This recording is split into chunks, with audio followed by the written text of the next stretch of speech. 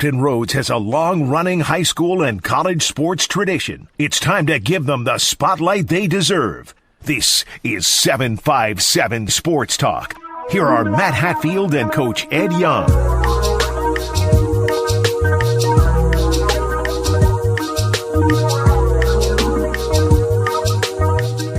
Good Saturday morning. Welcome to another edition of 757 Saturday Sports Talk. Wherever you are tuning in, we are thankful that you are doing so here on this 7th day of December, the year 2024. Matt Hatfield here with you alongside the coach, Ed Young. It is State Semifinal Saturday for high school football, and we've got you covered with all kinds of high school football talk throughout the morning.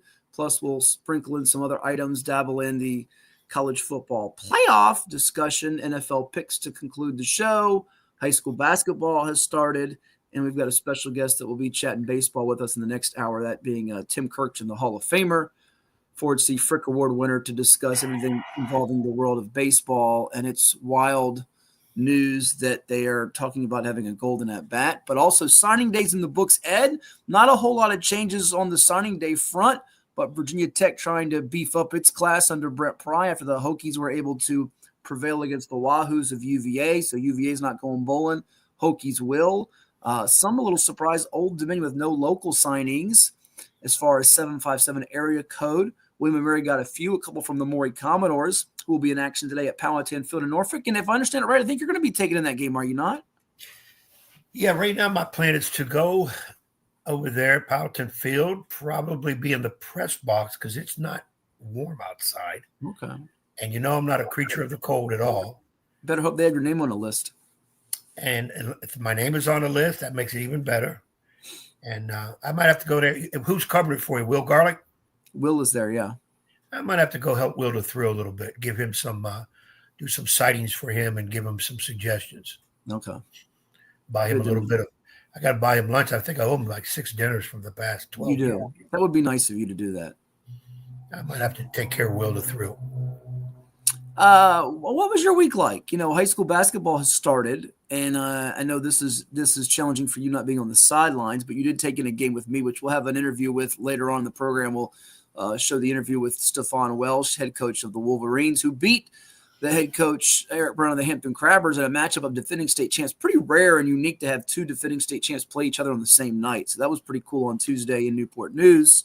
Wolverines pulling away what was a good game for about 2.5, 3 quarters, and then Woodside was able to get some distance in the fourth period. But did you partake in one last night as well? I did not. Yeah, I actually saw my third game, high school game of the season. You're 2 ahead of me. Yeah, I went to see, other than Woodside Hampton, I saw Deep Creek at Western Branch on Thursday. Okay. Deep Creek being led by one of my former assistants, Craig Frost, and one of my other former assistants, Marquis Cuffey, is the assistant at Western Branch. So I went over to see that team. Those two teams played. Good game for the most part. Deep Creek ran out of gas. And Western Branch, I think, ended up winning by 10. U.S. And then for homeowners who like last night I went to. That's why we have safety tips for things like fire. Oh, I thought I heard some interference. No, you're good. Go ahead. Okay. I went to see my old squad, Nancy River, play at Kings Fork. Great game. And got to see Coach Cassell, who's now the head coach at Nancy River, one of my former assistants. Talked to him briefly before the game, and then watched a game where back and forth for the most part. Kings Fork, I think, had as much as a 10-point lead, but Nancy River twice late in the fourth quarter whittled it down to where they tied it. Oh. And then some things just didn't fall through for them. And Kings Fork's up front, young fellow Morrison, I think it is, about 6'7", long arms. I think he had a double-double. And then Mr. Boston had hit 25 for them. He had every big shot needed. But River kids showed me some really good heart and fight. Christian Jordan, a senior, one of only 2 seniors on their squad, had I think he had 20. And then Tyron Johnson had 23, sharpshooting junior guard for them. 2 kids that really played well for us last year too. So And that place was jam-packed. I mean, the girls' game was crazy. Nansemond River led most of the game, I think by as much as 12. Here comes Kings Fork all the way back to win by, I think it was 3, something like that. And the place was just jam-packed. Suffolk basketball. Thank God I had somebody save me a seat because I would have been standing all game. But 2 really good games I got to see last night. So I'm trying to feed my itch with going out and see games. And I'm thinking today after the football game, I may go see some college hoops with Old Dominion playing later today at home. So I'm just trying to get out. Whenever there's basketball now, I got to go see it. I just got to stay up with it and take care of that addiction that does not have me on the sideline. Yeah, there's a couple of showcases going on, too. I know Princess Anne's hosting one. I think Landstown's hosting one. I believe John Marshall's playing Hampton, by the way, in one of those. And we've got some more sound, too. Our man Jack Lowe from CoVA Sports TV was able to catch up with Coach Thomas of Western Branch after that win over Deep Creek, and Landstown's Dwight Robinson after their season opening win over Cox that we will probably sprinkle in coming back from one of the breaks here in a little bit here on CoVA Sports TV. As always, you're encouraged to interact with us. We are on YouTube. We are on Apple, Spotify, LinkedIn, Facebook, Twitter, X as they call it, IG, VirginiaPreps.com. Let us know which college football conference championship game are you most looking forward to on this day. The ACC one is the one that's kind of on my brain, Ed, because tonight I think if Clemson is to beat SMU, then you get your chaos, it feels like, with SMU, Alabama, the conversation, the controversy. Do you take the Mustangs? Do you take the Tide? I think it's very, I don't know if amusing is the right word, comical, interesting, perplexing, head-scratching, whatever word you want to use or adjective, that all these analysts are declaring if such and such happens, it's despicable or right or wrong, this team or that team's in. Because for Clemson SMU, for example, if SMU loses on a 2-point conversion or a field goal at the end or something like that, I would feel they belong. But if they get blown out 48-6, you can't sit there and tell me with a straight face they belong in the dance. Now, I'm not saying they're going to lose 48-6. I don't think they will. But I just think it's, you have to see how the game goes and the flow of the game to decide in or out, to me, on some of these teams. And they would be one of them that fits that bill. Same for Georgia. I think some feel like, well, Georgia's in automatically if they lose the SEC championship to Texas. Well, if they lose to Texas 38-14, do they really belong in with 3 losses? Especially when they would have 3 losses and Alabama had 3 losses and Bama beat them head-to-head. So, I mean, but then again, if Georgia beats Texas, they're already in it. It's a moot point. They lose by 1, I think they might belong. So I think how these games go might shake out a lot more than people feel in terms of the scores, not just the results. It makes me scratch my head and shake my head a little bit when some of the talking heads make these proclamations. Commissioners like Jim Phillips in the ACC or Greg Sankey in the SEC want to play the how dare they. Now, the Miami-Alabama argument is one that's curious to me because I go back to Miami's questionable win over Virginia Tech as the black mark against them. But I also look at Alabama and they couldn't score a touchdown against Oklahoma. And this is not Oklahoma of, Baker Mayfield, Kyler Murray, competing for a championship Oklahoma. This is an average 500 team under Brent Venables that has not been that impressive whatsoever. So, I'm not losing as much sleep over the 12th place team as that 4th place team. Like a year ago, you were very irate that Florida State, without a loss, got left home with its quarterback, Jordan Travis, on the shelf. You were irate. You were ready to fight somebody with boxing gloves. Yeah, and I got my boxing gloves here somewhere. I would pull them out and use them again. I've been listening to all these talking heads about the championship series, but everybody already knows, I've said it on here, and we differ on my opinion. The playoff system, to me, is for the teams that have really done something for a chance to win a national title. That's my definition of playoff system. And until you include every conference champion, this is a buffoon of a showcase for me, because really what it really comes down to, and this is the fan in me says, yes, let's put Alabama in. Get Miami of Ohio, Jacksonville State, Boise State, get those jokers out of there. what it comes down to right now is take your blue-blooded teams who have good records and put them in there for the national title. That's not a playoff system. That's a made-for-TV event. And I'm telling you, it's coming. You're going to have the SEC and the Big Ten take a couple more teams each. Oh, no doubt. And have their own playoff for a national champion. I would rather see the playoff system.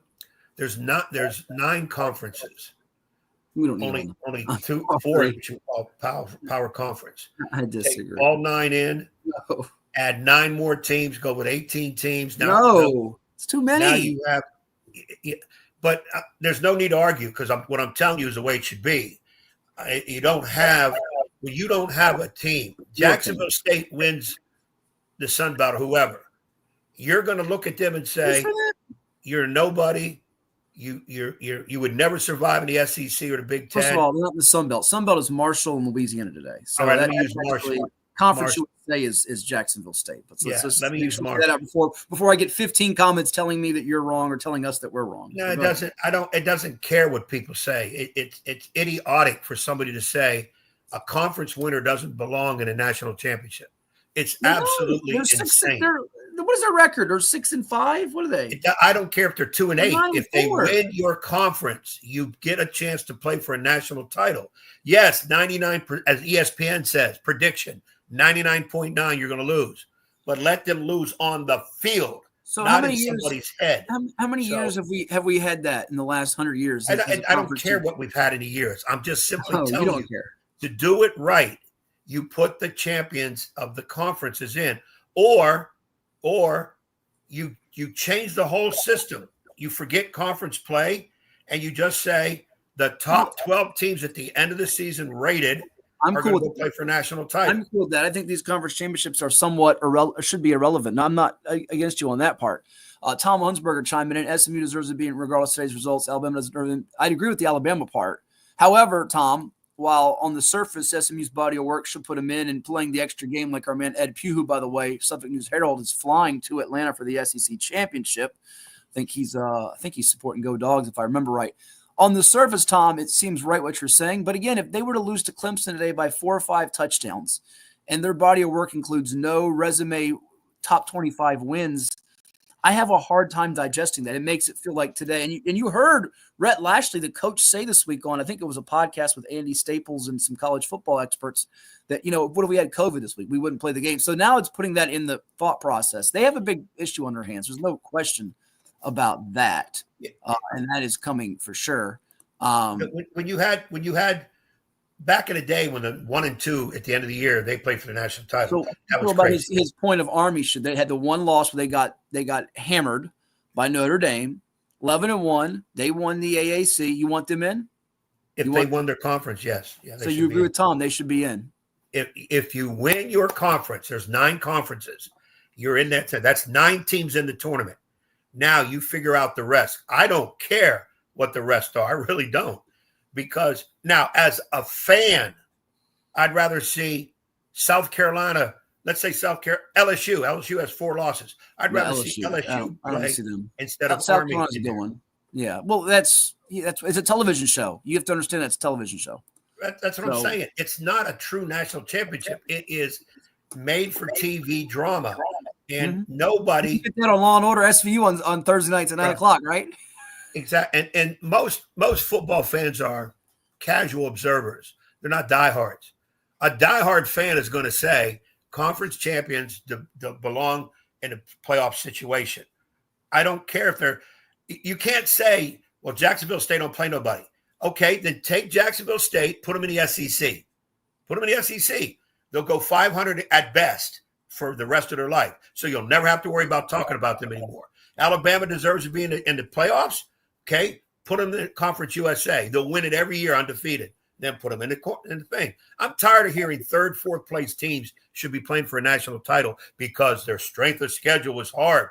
They beat people by 50 points. Who cares? What does that mean?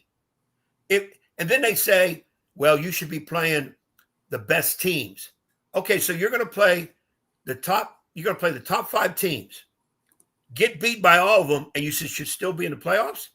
you lost. You're not going to be in the playoffs. So, and I think here's something else that's going to happen. You're going to see soon somehow the NCAA, and I hate to use those letters because I don't think they even know who they are. Every team gets three or four games that they can schedule whoever because you're locked into your conference schedule. Mm-hmm. You're going to see a certain way where teams are going to be told who you play. In other words, okay, the third place SEC, your schedule next year will include game against the third place Big Ten, third place ACC, third place Big 12. That's your non-conference. So you're going to be playing similar teams to you. Now, I was told by somebody the other day when I mentioned that, oh, Ed, you can't do that because college football schedules are made 7, 8 years in advance. Okay, why? Why are we making football schedules 7, 8 years in advance? Didn't they change the Big Ten schedule last year to include all those Pac-10 teams coming in? So just do it every year. I wouldn't be a problem with that. But you see teams like Georgia, Alabama played Mercer towards the end of the year because they need a gimme game because they've been beating each other up in that SEC. I understand it's the best conference. So they're going to stick Mercer in there. And then people say Alabama shouldn't be in the playoffs. They played Mercer. Why are they playing Mercer? Here we go.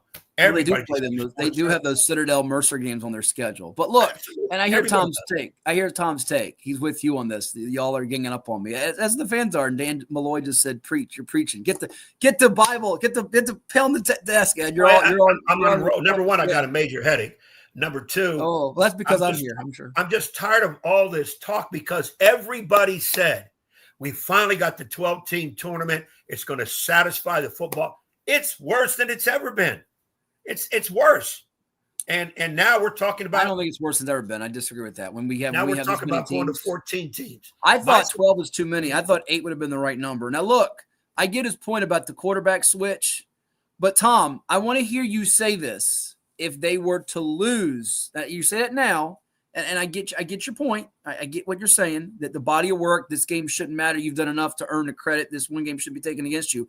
But for years and years, go back to the BCS system, the year that Oklahoma got smoked. I remember when they had L. Roberson and Darren Sproles at Kansas State, lost the Big 12 championship, got in the championship. What happened? They lost the next game.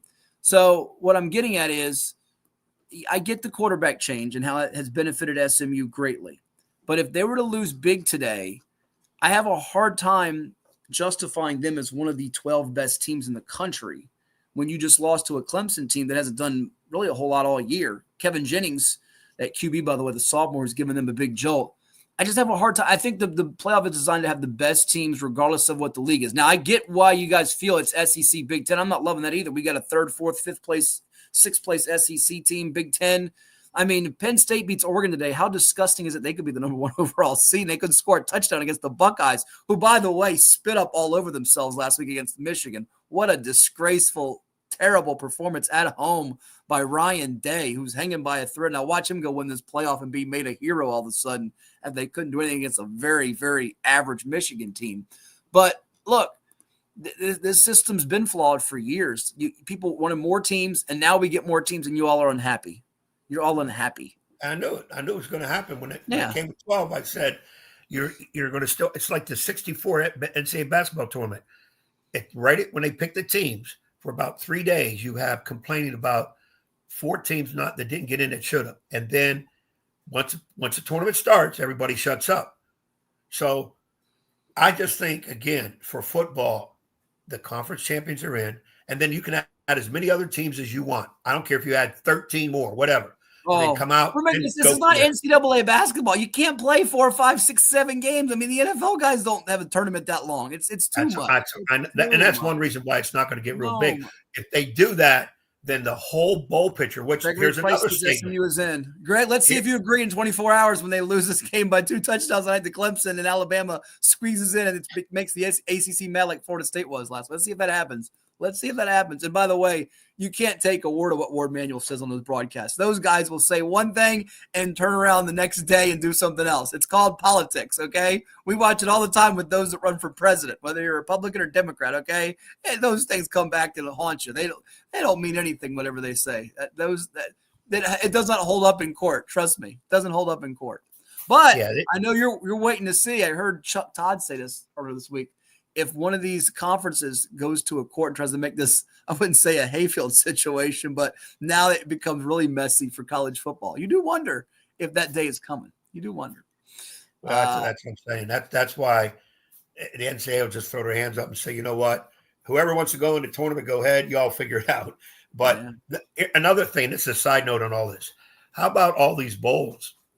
Who gets excited about 6 and 6 playing? The potato chips bowl and the Pizza Hut bowl and the mayonnaise bowl. bowl. There's a mayonnaise bowl. Yeah, I mean, wouldn't that be great to have someone dump a tub of mayonnaise on you? Oh, that would be just wonderful. It would be good, but it's not going to happen. Oh, it would be great. I would, and here's the other thing I don't like. Already, all the teams that are not in the tournament, their key players are jumping into portal. Virginia just lost. I do hate that. Yeah. Didn't Virginia just lose 2 quarterbacks? Well, look, let's give you one from the 7. Yes, let's give you one from the 757. Sherrod Koval, Oscar Smith alum. Oh, by the way, we'll get to the high school football coming up. His little brother Jaden's helping the Tigers today against Colonial Forge. He just announced he's going in the portal. Is there any inclination? Is he playing tonight for Clemson against SMU at defensive back, or is he already in the portal? He just said adios to me. He goes, I have no idea. See, that needs to stop too. There should be a period where you cannot go in the portal until the season's over. Let's say the Benjamins. 1st. It's all about the Benjamins and not the names, the money. Right. And they have to change the recruiting calendar. This stuff can be done if the right, I like to put faith in the people that are running things, that they know what the heck they're doing. The more and more I see it, you got idiots that are trying to run stuff and don't know what they're doing. And now we just have chaotic problems. Now, you know what? Gregory Price is not wrong here. A Miami-Colorado bowl game with Cam Ward and Shador Sanders and Travis Hunter, that might get a better rating than half those playoff games. Honestly, that would be – people would be glued to that. They'd be glued to that. They would love that game. The only other one that would be just as big, Greg, if you got like Lane Kiffin versus Dion, Ole Miss, Colorado, people would be into that too, because the whole week leading up to it, those two would be exchanging all kinds of barbs, and the press conference would be like a boxing match. It'd be like Tyson Holyfield with Dion and Lane Kiffin. But look, I get what you and Tom and others are saying, Ed, here, just expand, get all these teams in. I just think 16, 24 teams were increasing injuries more. We've already got all this kind of mess with the portal and players wanting to bolt. It's a little difficult, a little tricky to digest right now. Hey, Dan says they're playing in Suffolk next Saturday, so to check them out. I'm not yet completing my basketball calendar where I'm putting all the local college teams in here, so I can get out and see everybody. And I did see where Dan's squad was coming here, and I think I marked it down because that team is located way over in the western part of the state, so I can't see them play. Martinsville area, right? Yeah, Martinsville. So I think I got that one marked down to go see it play. So good deal. Virginia, I think they're playing Virginia Peninsula Community College, who I saw their game the other day against Johnson Community College out of North Carolina. They destroyed them. Virginia Peninsula. People got to go out and see Virginia Peninsula, led by Chris Moore, head coach. That's a nice squad, and they play an exciting brand of basketball. You got to get out and see these teams play. We have some teams in this area who get no notoriety. You don't even hear about. They're smaller schools, 2-year schools, and those kids play really hard. They play well, and the teams for the most part are pretty good. We got Old Dominion, we got Hampton, we got Virginia Wesleyan, Christopher Newport, we got Norfolk State, but we got some other squads people need to see. Coming up at 10:30, you see it on the screen. Tim Kirchin, ESPN MLB analyst, will join us to break down everything in the world of baseball. We've got high school football state semifinals today, so we'll go through that. Our picks, our previews, which you can see on VirginiaPreps.com. We're the only site, I believe, known to man, Ed, that has all 12 state semifinal games previewed wall to wall, pillar to post, with previews, keys to victory. Big shout out to my entire team, consisting of Danny Lewis and Devin Payne and Will Garlick and Robert Anderson and Robert Edmonds and others that help make it possible for us to get all that content, exclusive content up there. And you can see Ed Young's picks and my picks for every game. We disagree on a few of them today in the state semis, but we're going to take a timeout and come back with more. It is 757 Saturday Sports Talk on CoVA Sports TV. Like, share, and subscribe, and you're always encouraged to interact with us. Now let's hear from Town Bank, Chichos, and more. Stay tuned. As a banker at Town Bank, we believe that people bank with people, not with banks. You're looking for an actual personal relationship. And that's what you get at our bank. You get that person that gets to know you, gets to know your business, is there for you. I think that is what motivates us, what drives us. And the idea that we are trying to serve others and enrich lives, I think is very true.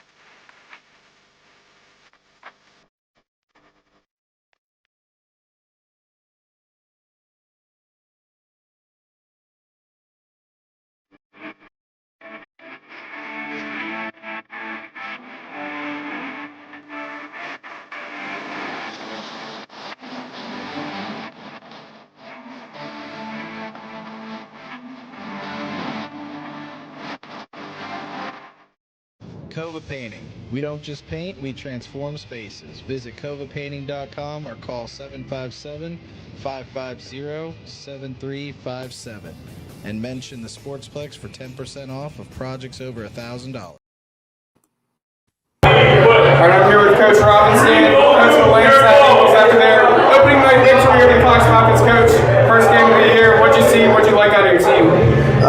Felt like we were a little sluggish early on, but we started to get in our transition game later on. We knocked out some shots tonight, so that helped too, but we got a lot of work to do, Absolutely. What would you say is the best part about this Landstown team this year? We're young and we don't know that we're not good, and so we're trying to figure it out. We do have a lot of athleticism, and we're pretty deep, so we're just going to keep working at it and try to get a little bit better every day. The elephant in the room, your son obviously playing for you now, James Robinson. What did you see from him tonight, and what's it like getting to coach your son out there now?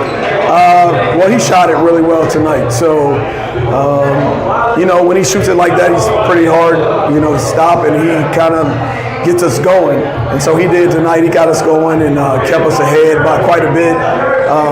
But he understands the game. He understands what this is about. He's been around it a long time. But it was fun coaching DJ. It's fun coaching Dame as well. Expectations this year? I mean, we always have state title in mind. So we're nowhere near being a state title contender right now. But hopefully by February, we can be talking about, heading in that direction. This is 757 Saturday Sports Talk. Here are Matt Hatfield and Coach Ed Young. So that was Robinson, head basketball coach of the Landstown Eagles, Dwight Robinson, not just Robinson, after his team's win to open the season, beating the Cox Falcons, as Landstown also won last night over Tallwood. They're now 2-0 overall on the young season, 79-44 over Cox. Had 26 points for his son, Damian Robinson, a freshman, in his debut. Also got 11 points apiece in that game from Xavier Cleveland and Josiah Law, and maybe the best freshman twosome in the area, dare we say, the state Landstown has with Damian Robinson and Rashad Shaw. So they should be fun to watch throughout this season. Big win last night for Kellum as they went to Green Run and won. Speaking of Green Run, they'll be in action today on the gridiron against the Maury Commodores. It's time to look at some of these state semifinals. But actually, before we do all of that, and hey, look who says good morning to us. Sideline Bob. Bob Lanham's watching on the YouTube. Robert, belated happy birthday to you. I think he had one, late last month, or did he? Thanksgiving Day or something. I think it was the day the Browns beat the Steelers on that Thursday in the snow, wasn't it? They gave him a present. I know. It could have been it. His Browns are browned up. Good job, Bob. That's a good one. But actually, before we break down the state semifinals for football here, would you like to see and analyze and tell me what I got right and what I got wrong, which you love to do anyways? Would you like to tell me what I got right and what I got wrong with my preseason top 10s for the VHSL Class 6 to Class 1 hoops? Would you like to share them on the screen here and dissect it real quick while we have a moment? Yeah, we could do that. Okay, I know you do it. Here you go. He said Thanksgiving. That was his birthday. I told you it was Thanksgiving. I'm sure he got all the good sides, the stuffing, the cranberry, all the good stuff. I think Bob took pictures at the very first Thanksgiving they had when the Indians and the He did not. Pilgrims and everybody got together. Bob was there. Funny guy, aren't you? All right, number 1 in Class 6. Any problem with the defending state champion South Lake Seahawks led by – there's a great photo by Bob Lanham. Look at that awesome picture, by the way. If you want photos, hit up Bob. He's one of the very best around. He gets Bob is the best. Would you have any problem with seeing South Lakes as number 1 in Class 6? They are. There's your top 10. One of those teams already tripped up. Glen Allen got beat by J.R. Tucker, so go ahead and make fun of me for that. C.G. Woodson, your man, it used to be W.T. Woodson.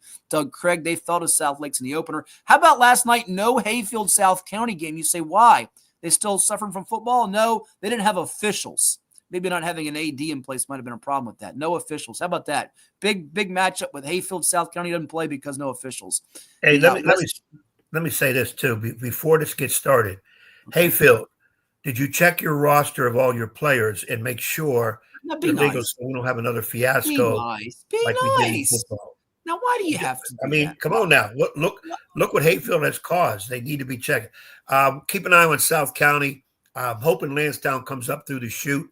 Oscar Smith will probably stay there. South Lakes is a great first pick because of who leads that team. And of course, I like to see my man, my comrade from Pennsylvania, Craig at Woodside, let to do something. But they changed the name, huh? Woodson, not Woodside. He's not at Woodside. That's Stefan yeah. Welsh. But he is coming to Woodside if you want to see them in action. They're playing Kings Fork 2 weeks from today. If you want to go over there for that, be a good game to see. Possibility. I got to work out my schedule. Yeah.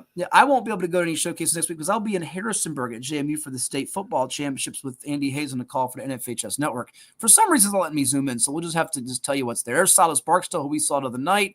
Woodside is 1. Green Run 2. They took an L. They'll fall. Riverside's very good. LC Bird, who lost in the state championship to Woodside.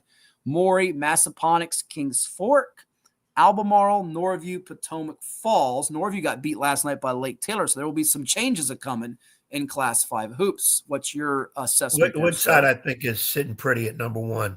I seen them the other day. I think you keep an eye hard on LC Bird for sure. I don't know much about Massaponax, but my eyes keep going towards them. So might be. I saw Kings Fork play last night. They have shooters. They play fast. Big boy in the middle takes up some room. He's long, lanky. Morrison. Kings Fork will be beating some people.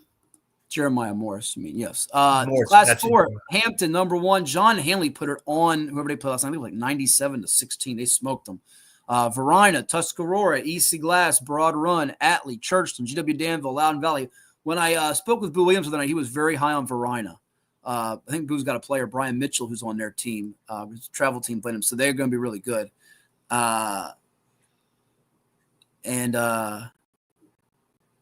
That's what it's looking like for Class 4. I think Hampton can hold serve and stay up there most of the year. Hanley would be a team to keep an eye on. Verona for sure. That's a tough top 10 right there. That's hopefully Churchley can sneak up through there too. And I was high on GW Danville in football. I think I'll lean towards them a little bit too, and maybe at the end there'll be a surprise team for basketball. Supposed to come down for the VA Preps Classic as well. So you'll see DeMarcus Morris and his team. He was the coach at Tunstall. He's a GW alum, so they should be fun to watch throughout the year. They've already got a few wins. They beat Dudley last night, so they're off to a good start. Northside defending state champs 2 years in a row. I know you got a lot of respect for Billy Pope and what he's done there. We've got a chance to call those championship games led by Michael Harvey and Cy Hardy. They're 1, but watch out for Hopewell, number 2. They got the Landstown transfer in Deshaun Spellman. Spotswood, Liberty Christian's got a new coach, by the way, who won a state championship in the Vissa. Meridian, which used to be George Mason. Heritage of Lynchburg, William Monroe, got a really good score in Brady Lamb. Cave Spring, Lafayette, Lake Taylor. Maybe not as much strength in the 757 in Class 3, although Lake Taylor, new-looking squad. Yogi Edwards got a nice win on Friday over Norview. They could make a little late-season push there. Yeah, I think, again, Northside should probably hold that position for a while. I think Hopefield's there. I say watch Liberty Christian. Watch Liberty Christian as the year comes on. I think below that, you're going to have a lot constant changing. And, again, I hope our local Lake Taylor moves on up. Western Albemarle could jump in there, too. They didn't make it. John Marshall in Class 2, need we say more? Dan River and Floyd County are 2-3. Brian Harmon's Buffaloes got knocked out early last year. Bruton slipped by your guy, Paul Hall, and War Hill last night in a close ball game. They're number 4. Virginia High, Luray. Virginia High lost in the state finals to John Marshall. Luray, Graham, who's playing today in the state football semifinals. Clark County, Central Wise, Stewart's Draft. it's really a battle to see who finishes second, isn't it?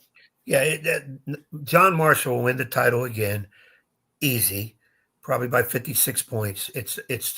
That's over already. Everybody's fighting for second place. It won't be by 56 points if the team that plays them does what I've suggested, and that's hold the ball. They might lose by 34 instead of 56.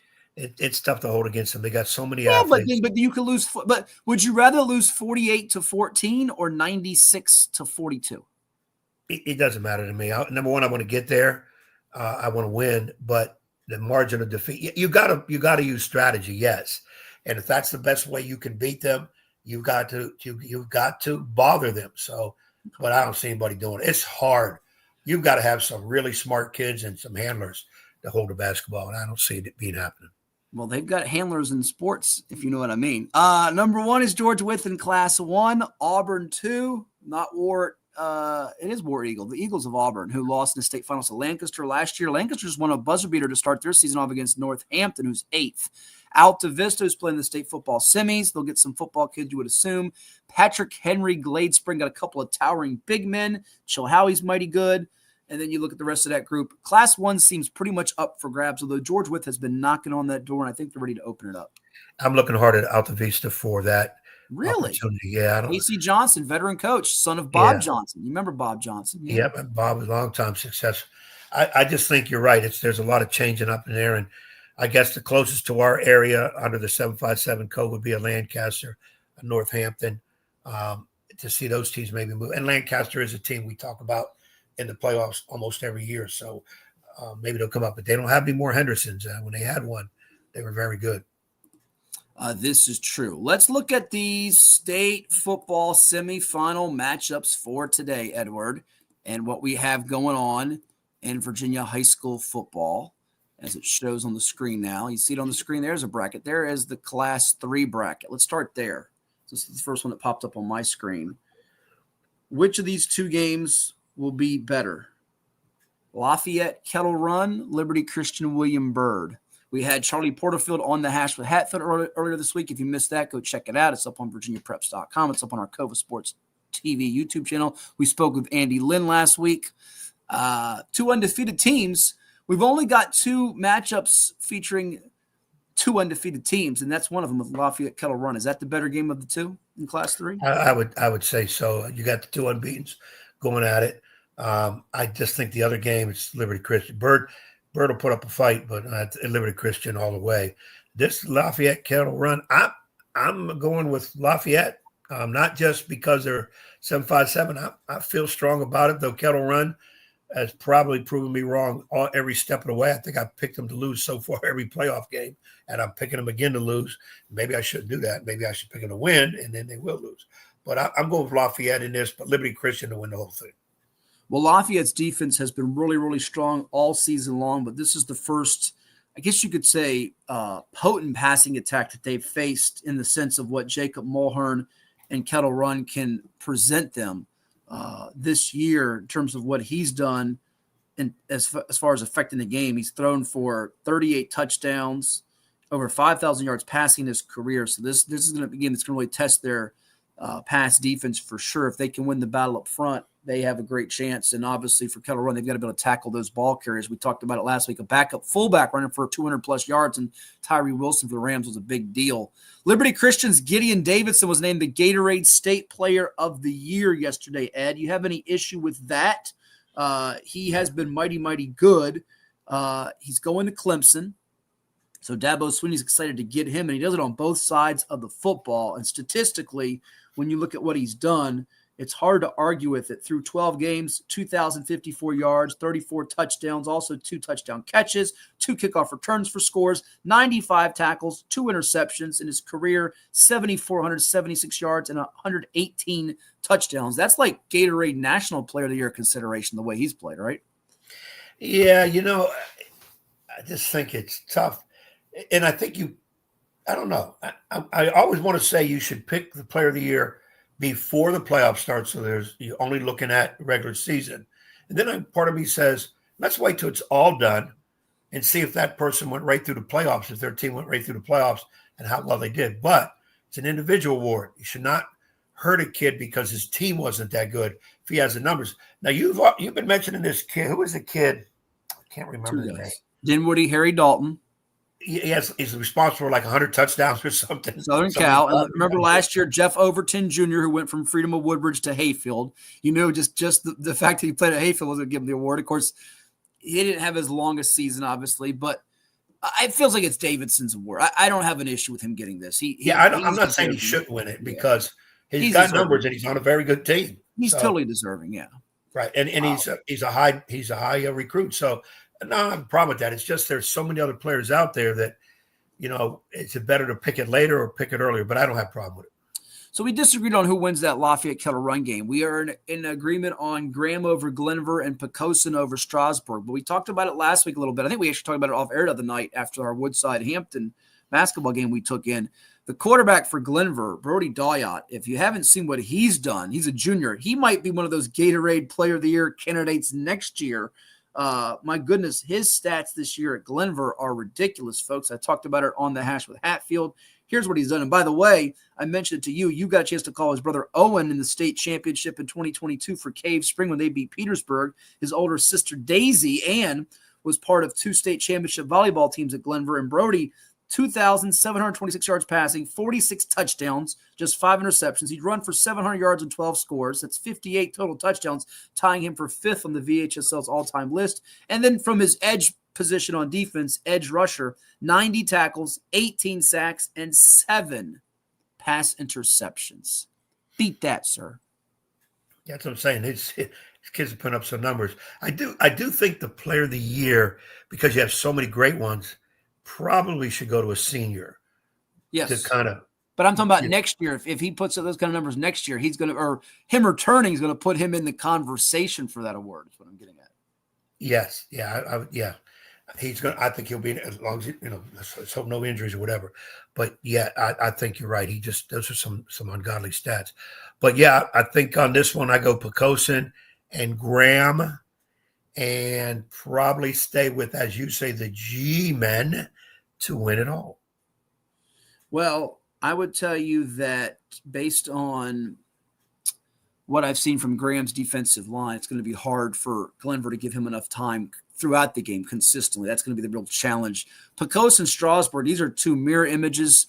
Wing T for Poquoson like Lafayette does. Strasburg runs the ball at will. They're not a pass-happy team by any means. They don't throw it a whole lot. Taki Coates has had a great year for them, and their defenses are both giving up around 10, 11 points a game, not a whole lot. That feels like it's a low-scoring game with those 2 in Class 2. And you have one unbeaten left in Graham, who, by the way, saw their best prospect transfer out to Science Hill before the season in Daniel Jennings. But Ubrenal Isabel, you might remember him. His dad played the Patriots, UVA. His son's having a heck of a year, 100-plus tackles on defense for the Graham defense. Class 1, before we go back up to the higher divisions, you've got Essex, Alta Vista, Rye Cove, Grayson County. Now, you and I differ on who wins these 2 games because you took Alta Vista. I took Essex. And you took Rye Cove. I'm taking Grayson County. And my logic in both cases will simply be defense wins championships. And I'm not dismissing what Rye Cove does defensively or what Alta Vista does defensively. But I look at Grayson County coming off a shutout.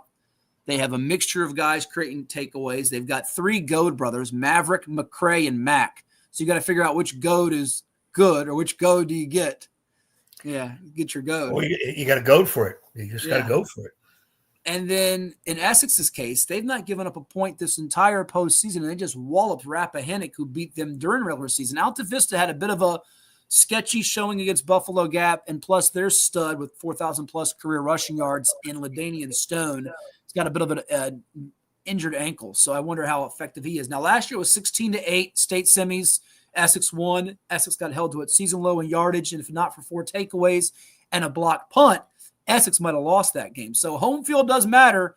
I'm guessing that's where you went with both Alta Vista and Rye Cove unbeaten at home. That's why you leaned with them. Is that fair? I did, and I tell you what, I want so much to pick Essex. I mean, they're a scoring juggernaut. It's the closest team to us, and me and my homer bias. But I went with what I think is the better team, right down to it, Alta Vista, which and again, it is an undefeated team. And right now, I went with Rye Cove again, undefeated. I want to see the undefeated matchup, state tournament. I can respect that. And that's kind of why I went with Ryan Cove for basically and rolling the dice. I kind of wish Essex Alta Vista game was the championship. We got to get one of those Alta Vista people to hook up our man Bob Lanham with an autographed Browns Thornhill jersey, since he went there and he took a bajillion photos of Juan Thornhill and his state football and state basketball career for us. We got to hook Bob up with an autographed Thornhill jersey. So somebody out there has got connections to make this happen. I'm trying to get Bob some swag since he's one of the long-suffering Cleveland Browns fans out there, and he's helped us over the years with all these Juan Thornhill photos we've used in past articles. Want to go up to Class 4 through Class 6 before we take a timeout? Or you want to take time? Let's do it. We got time. We have time.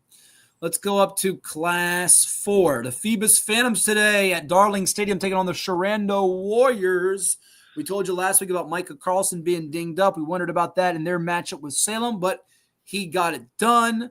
They pulled it out, and now they take on Phoebus and their rock-solid defense. Longest winning streak in the state, Edward. Phoebus known for that ground game, very punishing rushing attack. Their sophomore quarterback, Maricus Banks, has not flinched in pressurized spots. We saw it last year in the state finals. We saw it this year in the game against the Wascally Warwick Raiders. Sharando's good. I just wonder them stepping up in competition on the road. Can they slow Davion Roberts in the running game and Phoebus's defense? If you make one mistake, they will annihilate you. If Sharando's going to have a chance in this game, they got to survive that first punch. They've also got to be sound on special teams, you would think. Yeah, I think one thing about Phoebus defense, and you made a comment about if you make mistakes. Phoebus is a defensive team that they're going to make you make mistakes. Some teams are just good defensively because they kind of take away what you like doing and make you feel uncomfortable.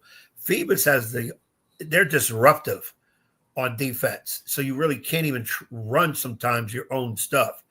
And if you don't, that's taking that punch in the face, that proverbial punch in the face. Everybody has a plan until you get punched in the face. If Sharando can overcome that early and stay close in the game and give to Phoebus what Phoebus hasn't felt in a while, then we got an interesting game. If not, we're just going to have 13-0 in the state championship, and away they go. I think the other game is more intriguing. Verona Tuscarora. And did I pick Verona? You did pick Verona, yes. Yeah, I want Verona. I don't know who you picked. Yeah, I couldn't remember which one. You're like the guys on these desks on the TV. Did I pick that score? Jason Kelsey the night. But he's sure that I don't know how that score got up there.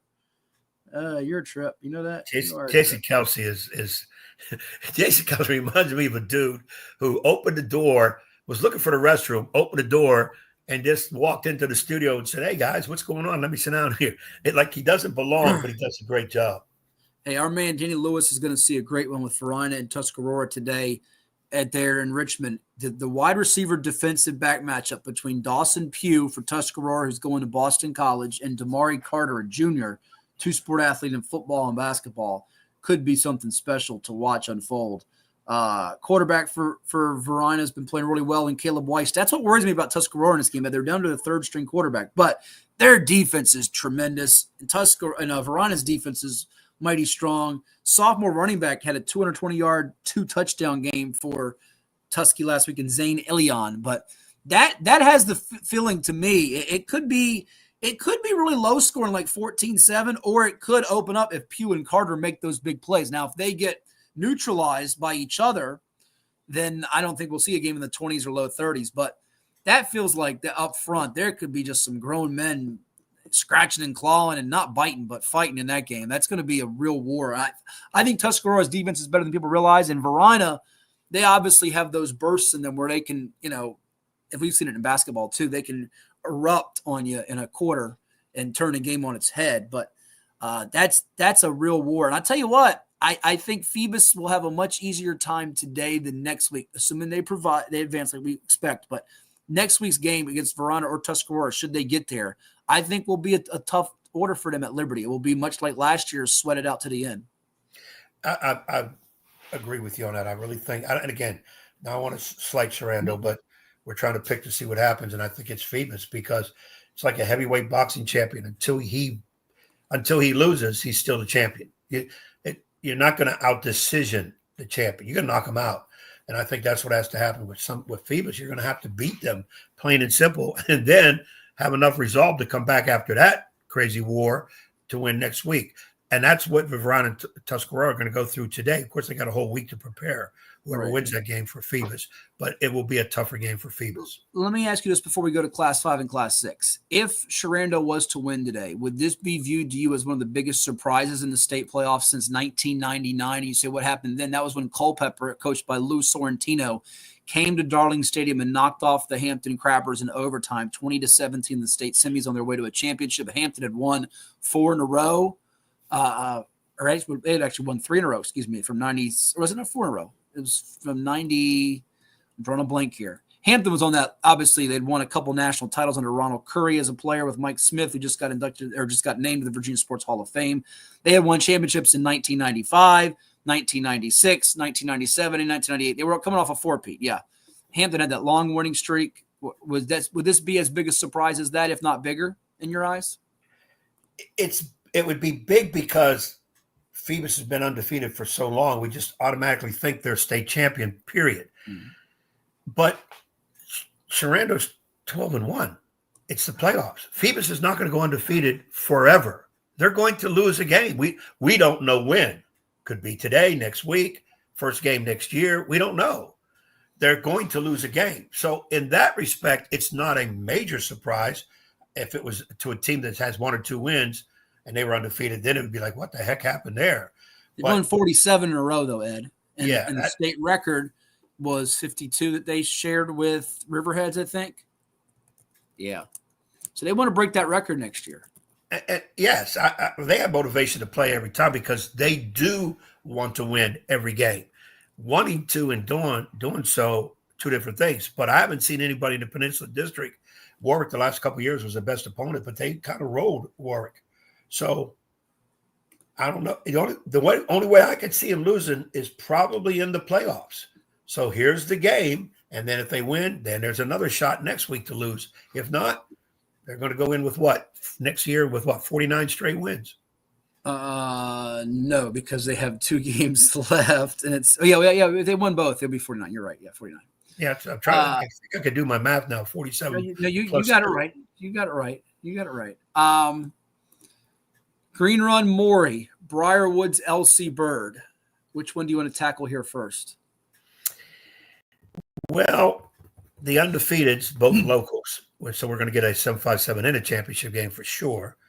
You would like to think that's the game. That should be the championship game. What's Green Run's way to win this game? To me, it has to be their defensive pass rush, breaking down Altori Newkirk's time to throw the football, because he has just been money the last 2 years. 43 touchdowns, 2 interceptions, almost 3,400 yards passing.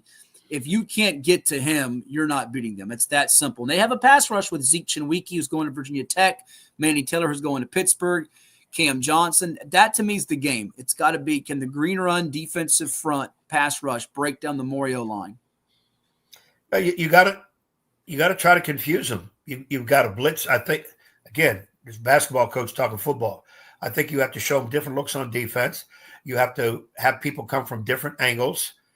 Sometimes you're blitzing, sometimes you're not. Depending on the down and yardage, are we going all out on them, or are we just going to build up a wall and make sure they can't break down the wall? Nothing has worked against Maury in the last couple of years. They have a ton of great athletes, and their line play is superb. So, again, and I think I even said last week, it's a situation where you have to play your absolute best game and still hope they play their worst game if they've ever had one. And when you kind of start talking about we hope that this happen, you got to make stuff happen. And if you shut down that passing game, and you know better than anybody else, will Maury's running game be sufficient to have them win, or they're in trouble? And again, sometimes people say, pick your poison. You can't shop everything. So what are you going to really concentrate on? And hopefully their weakness has to become a strength in a game of this nature. But again, I just don't see all that talk. I think Maury is just destined for another state championship.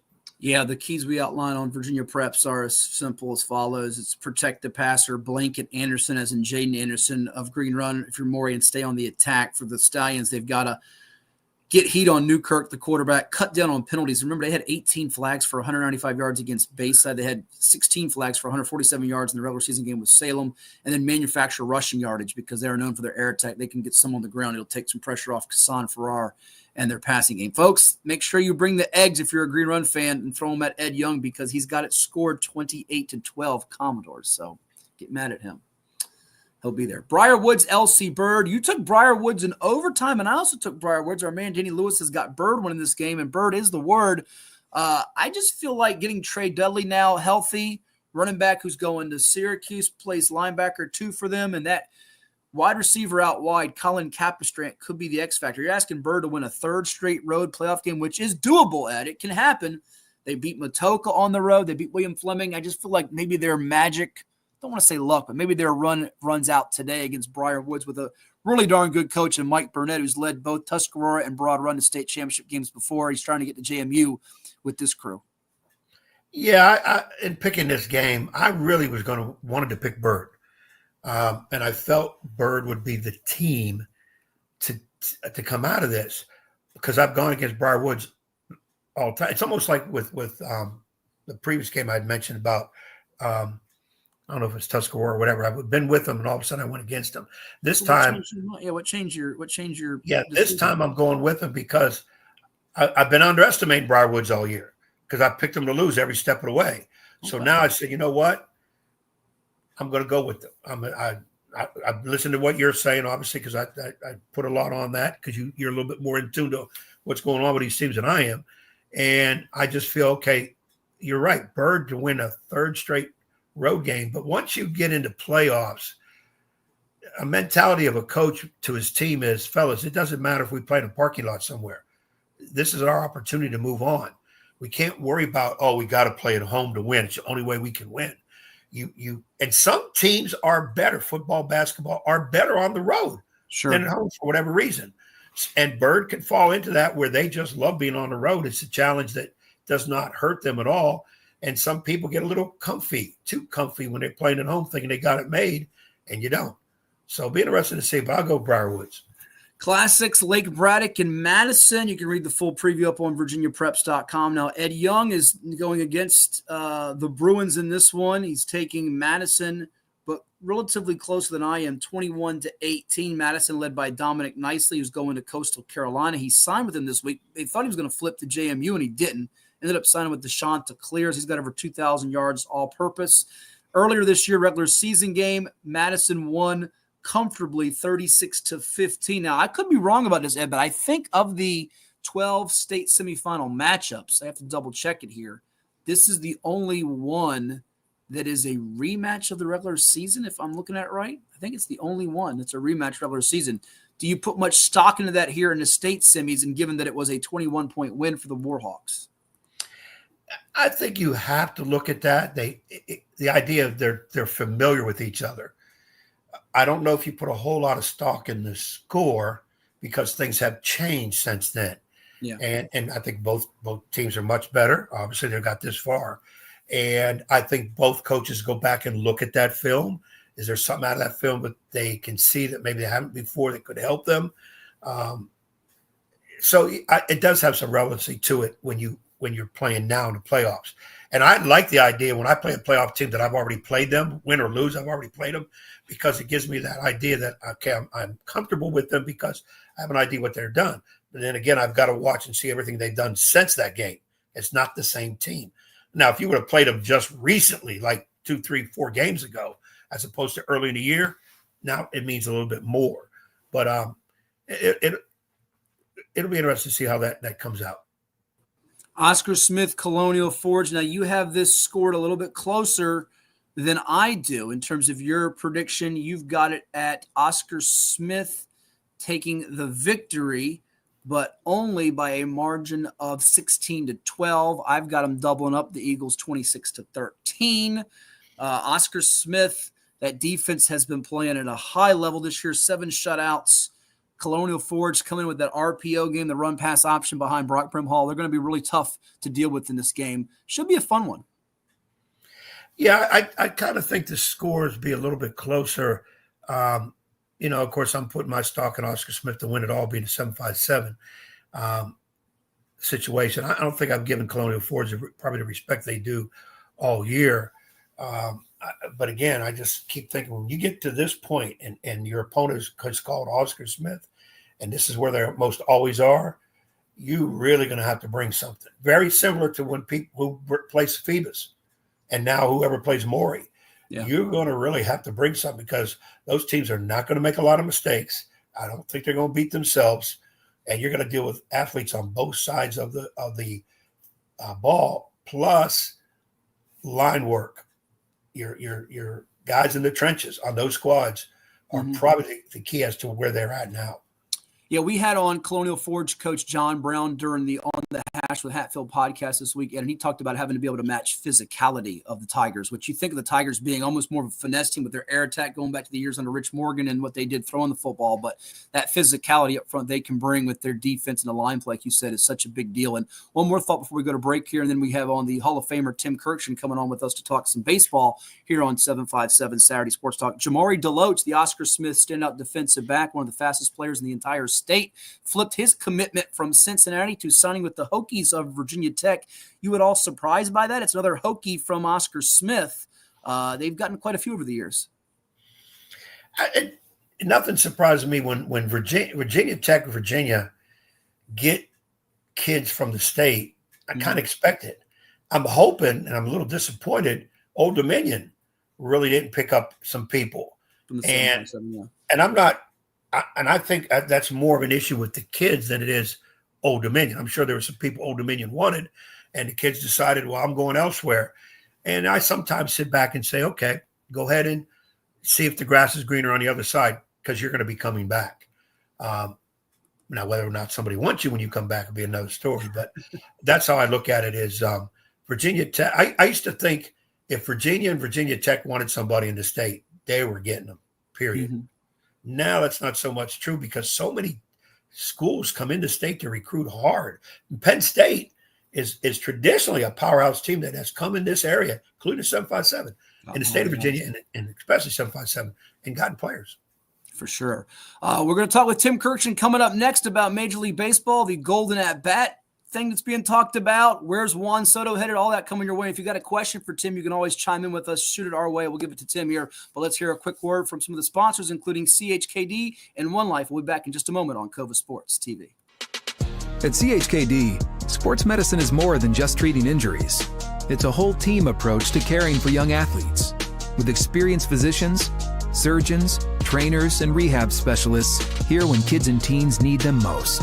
Our experts help young athletes prevent injuries too, with advanced training and conditioning programs that keep them in the game safely. CHKD Sports Medicine, where kids are more than patients and we're more than a hospital. What is more?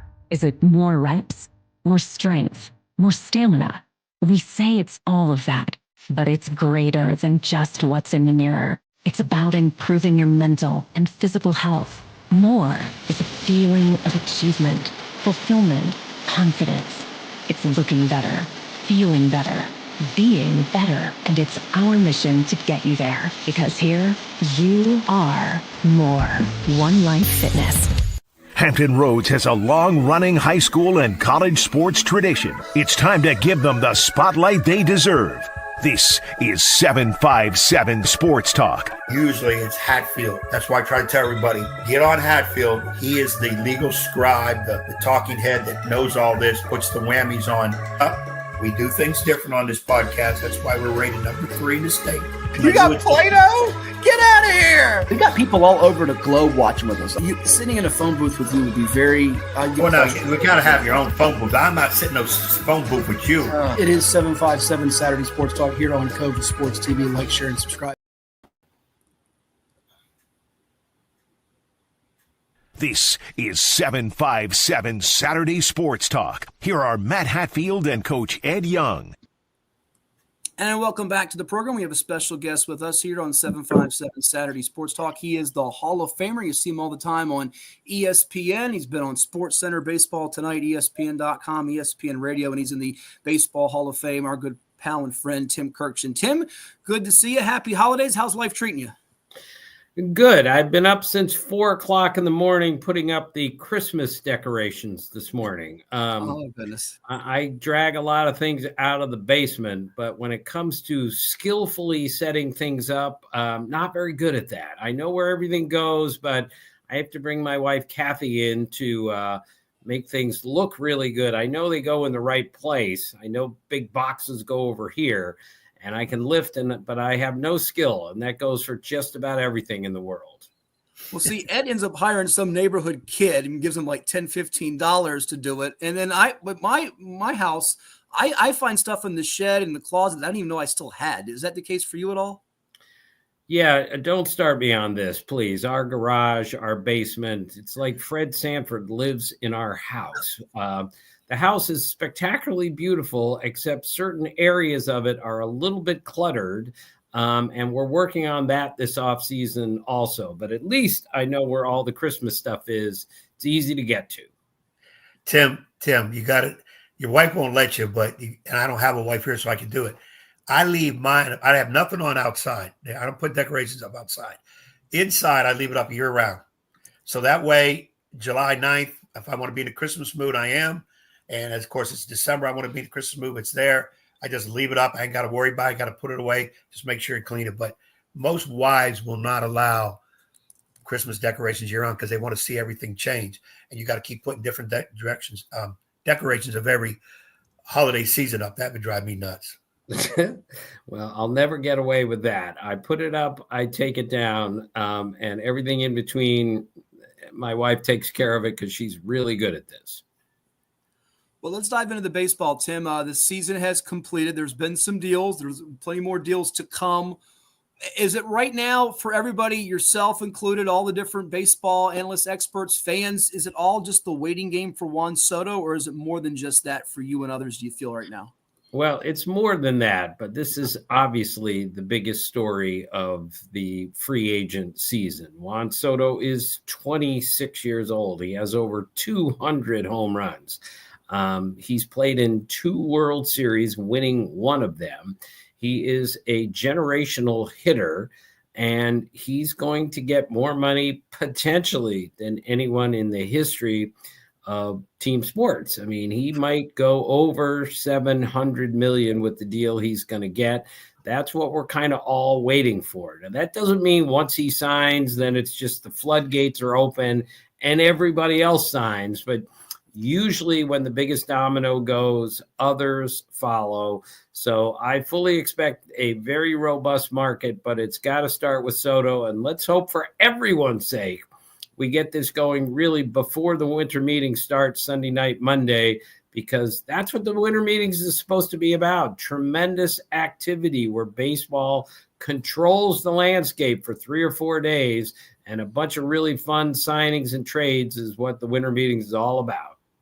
We know how Ed feels about this. He wants them back in pinstripes so they can return to the World Series and get the outcome that they prefer as opposed to losing to the Dodgers. Would you, Tim, be surprised if he doesn't play somewhere in New York, be it for the Yankees or Mets, and B, people have said out loud that they feel like if the Dodgers somehow got him, it would be bad for baseball, given all the talent they have with Shohei Ohtani, Mookie Betts, Freddie Freeman, just got Blake Snell. Do you feel if the Dodgers got him, it would be not great for the sport? I don't think they're going to get him. And yes, I think it would be unhealthy. I think that's the only term I can find if they were to sign Juan Soto. But I don't think that's going to happen. And I think, and again, we're all guessing at this point because the Dodgers, the Red Sox, the Blue Jays, the Yankees and the Mets are in on this. It just seems logical that he will go to one of the 2 New York teams. Now, that doesn't mean he's going there because the one thing we've all learned from free agency is there's nothing certain. When Albert Pujols signed with the Angels, like the entire sporting world like slapped their forehead because nobody saw that coming. Anything is possible when you get to this point, but around 700 million, there are only a few teams that can afford that. So true, Ed. Tim, the Soto has just dominated the whole baseball landscape since almost from the last month of the season all the way up to now. And it will continue, as you said, until he signs. I read how all the pundits are talking, how the media is swaying things a certain way. I'm being a gigantic Yankee fan. I'm on a couple Yankee groups chat. And the feeling is, look, we're not spending $600-700 million on this guy. We can take that money and get 3-4 other guys.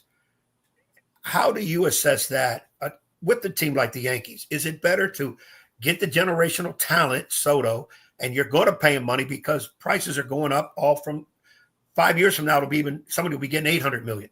So, or do you go get 2-3 guys to fill in and now you have a better chance of winning your World Series? Yeah, that's a great question, Ed. And it's something we debate every year about this time. When somebody is up for a huge contract, would you be better off going to get a third baseman and a first baseman and a starting pitcher instead of just Juan Soto? But the other side of that is you can't always go for quantity over quality. And there are very few players in baseball history of a higher quality of a hitter than Juan Soto. And you saw, Ed, what happened to that Yankee lineup. The second he showed up, it's like every guy looked at him and said, well, that's what a great at-bat looks like. And he did it every single time he stepped into the box. So there is no doubt the Yankees really need him back. However, if he does say go to the Mets, yes, the Yankees will just pivot and say, okay, with the money that we were going to spend, how can we go get a starting pitcher? How can we go get, a third baseman or a second baseman or a first baseman or another outfielder? There are needs there if Juan Soto were to leave, and the Yankees would have a lot of money to deal with. And I agree that you're going to have to pay Soto the money. And it's over lifetime of a contract, so to speak, 10, 11 years, whatever. And baseball you'll get more money. The revenue will come in more. So you'll have the money later. But it is that idea of, look, this kid is very talented. He's only 26. I think you got to sign him, and then you better have a little bit extra money because the Yankees, I keep saying Yankees because we have holes. I like to see Jazz moved over back to second and bring in a third baseman. Of course, we need a first baseman too, but I do feel you got to get Soto. And I don't even look at, well, how does Soto fit in with the Mets? And come on, the Red Sox, seriously? But I got to believe that it is, as Matt said, it's going to be he thinks one of the two New York teams. I kind of do too. But I'm not counting out the Red Sox. As you mentioned, Pujols going to the Angels. Everybody's like, where did that come from? So you feel that, especially with maybe Boros as his agent, don't count it out until we see what really happens. Right, absolutely. And when Scott Boras is the agent, he is, as he always is, as most agents are, determined to set all sorts of records and be able to tell everyone, I got the biggest contract of all time for Juan Soto. And that's where the Mets, really come in more than anyone else. But let's say the Red Sox were to pay him this. And my guess is at the moment they're not going to go that high. Imagine what he would do to that lineup, and imagine how excited Red Sox fans would be and how excited Soto would be to go to a team with that kind of rich tradition, especially in the last 20 or so years. So it's a fascinating discussion. There's so many different ways to go on this. The entire industry is waiting for Soto to make up his mind. Yeah, just intensify that rivalry between Yankees and Red Sox if we went to Boston, Ed. Well, I'm still keeping the fingers crossed it's the Yankees. And then somebody asked me the other day, well, okay, you're a Yankee fan. Let's say he doesn't go there. He's going to either go Mets or Red Sox. Who would you want him to go to? My first reaction was, well, the Mets, so we don't have to face them as much. But it is another New York situation. But the thing that gets me most, Tim, out of this, and maybe this can never be fixed, why is the free agency drawn out so long? Can Major League Baseball put a rule in somehow that says by December 1st, or the winter meetings, the 5th of December, put a date in there and say, we got to have these guys signed? I kind of think that Soto knows where he wants to go. And it's not just the money where I think Burroughs' mind is, hey, look, you may never come across this again. We're going to get you the most money because wherever you go, they're going to be good. But can baseball do something about when the signings have to occur so we can get on? Yeah, we've discussed this before, Ed, and it's not an easy situation. A lot of people say once the winter meetings end, December the 15th, all trades need to be done, all signings need to be done until spring training. But that's just, there are too many free agents out there. There are too many players looking for jobs, and there are too many executives who will go through whatever it takes to make sure they get the right player. So it makes a lot of sense. But I don't see it as being realistic that you can set a date sometime in December and say, if you don't get your guy signed by this date, that's it. I don't see that happening, but I just hope, as I said, that all or most of the action comes during the winter meetings in Dallas when all the media is there and baseball completely controls 4 days during the football season, which is hard to do. So I just hope for the game's sake that we go there and there's a lot of action. If you got a question for Tim Kirkshin, you can send it to us on our CoVA Sports TV YouTube channel, on Instagram, Facebook, all over the web. We've got one from Jim on IG who wants to know what his Orioles are going to do. Tim, it was a disappointing finish in the playoffs for them. They've made it the last 2 years, but did not advance as they got knocked out by Kansas City this year and got knocked out by the eventual champion Texas Rangers the year before. What can the Orioles do in a division where all we're talking about right now is Yankees, Red Sox, and could Soto end up with one of those two? Yeah, the Orioles need to do some work here. Look, they have a very good team. They're going to go to the playoffs next year, I believe, if they don't do anything. But they have to do something with their starting pitching. All the injuries that they suffered last year, John Means, Kyle Bradish, just 5 or 6 guys went down. They have to re-sign Corbin Burns or somebody of that ilk. And I'm not sure they certainly have a shot at getting Corbin Burns back because he was so good for them. He enjoyed it there, and they enjoyed him so much. But a lot of other teams are out there for Corbin Burns. So, and the way the Orioles swung the bat late in the season and in the postseason was a bit of a red flag. And if they lose Anthony Santander, which is certainly possible because he's going to get $100 million from someone, they're going to need another bat to go with a team that was a little short at the end of last year. So the Orioles have some work to do, but they still have a bunch of prospects to deal. They still have a lot of money to deal with because they have a new owner that is determined to make this team better. But Orioles have some work to do, no doubt. Another question I want to throw up here before I let Ed jump back in with, and I'm sure address the golden at bat situation that's being discussed, Tim, is Rodney in Chesapeake wants to know, is there a pitcher on the market that you could see shifting the landscape? I guess he means be a starter or reliever that could put a team from good to contention to great, maybe a favorite. Is there a pitcher out there that you could see swing things? Yeah, I think Corbin Burns is that guy who we just mentioned. He's that good. He's a Cy Young candidate every year. He has overpowering stuff. He throws a cutter in the upper 90s that nobody can hit. So he's the number one guy for me still. But Max Fried also makes an awful lot of sense for a lot of teams. He pitched a game clincher in the World Series. He's a really smart guy. He's got a great curveball. And even though he's had some injury issues, I think he's a difference maker also. I think he can take a contender and turn them into a champion. And I think he's close to good enough to taking a non-contender and making him a contender. So every team needs starting pitching these days. And those are just the two guys that I look at first and foremost and say, those are the difference makers. A few more minutes with the Hall of Famer, Tim Kirkshin. You see him all the time and hear him all the time with ESPN television, radio. Also check out his podcast he does with his son.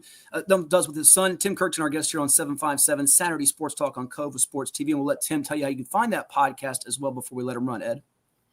Also, Tim, last year at this time we had you on, we talked about the rule changes.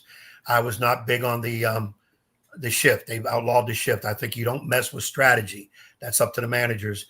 And like I said, teach the doggone guys how to hit to the opposite field or bunt the doggone ball.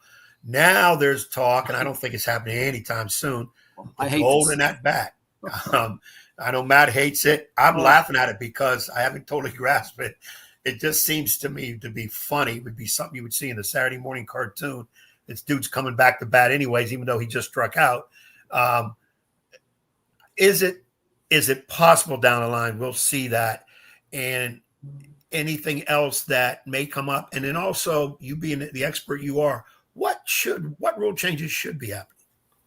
Well, I don't see the golden at bat rule being adopted, certainly anytime soon. At least I hope not.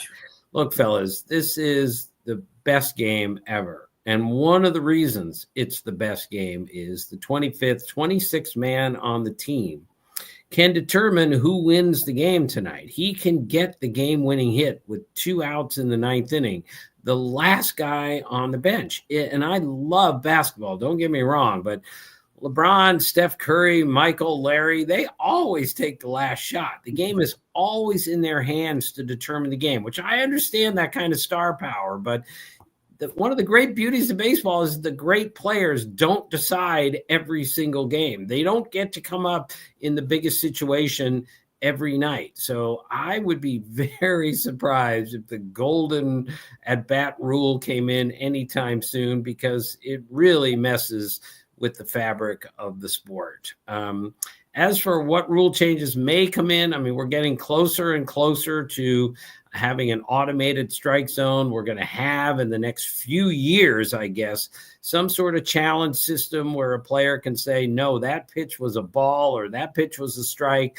And they can challenge it during the course of a game. We still need to, study that in the minor leagues. It's getting some momentum. I think it's going to be here in a few years, but I would be careful messing with the game too much. I'm a tired old little man, and I don't like to mess with a game that has been so beautiful for 150 years.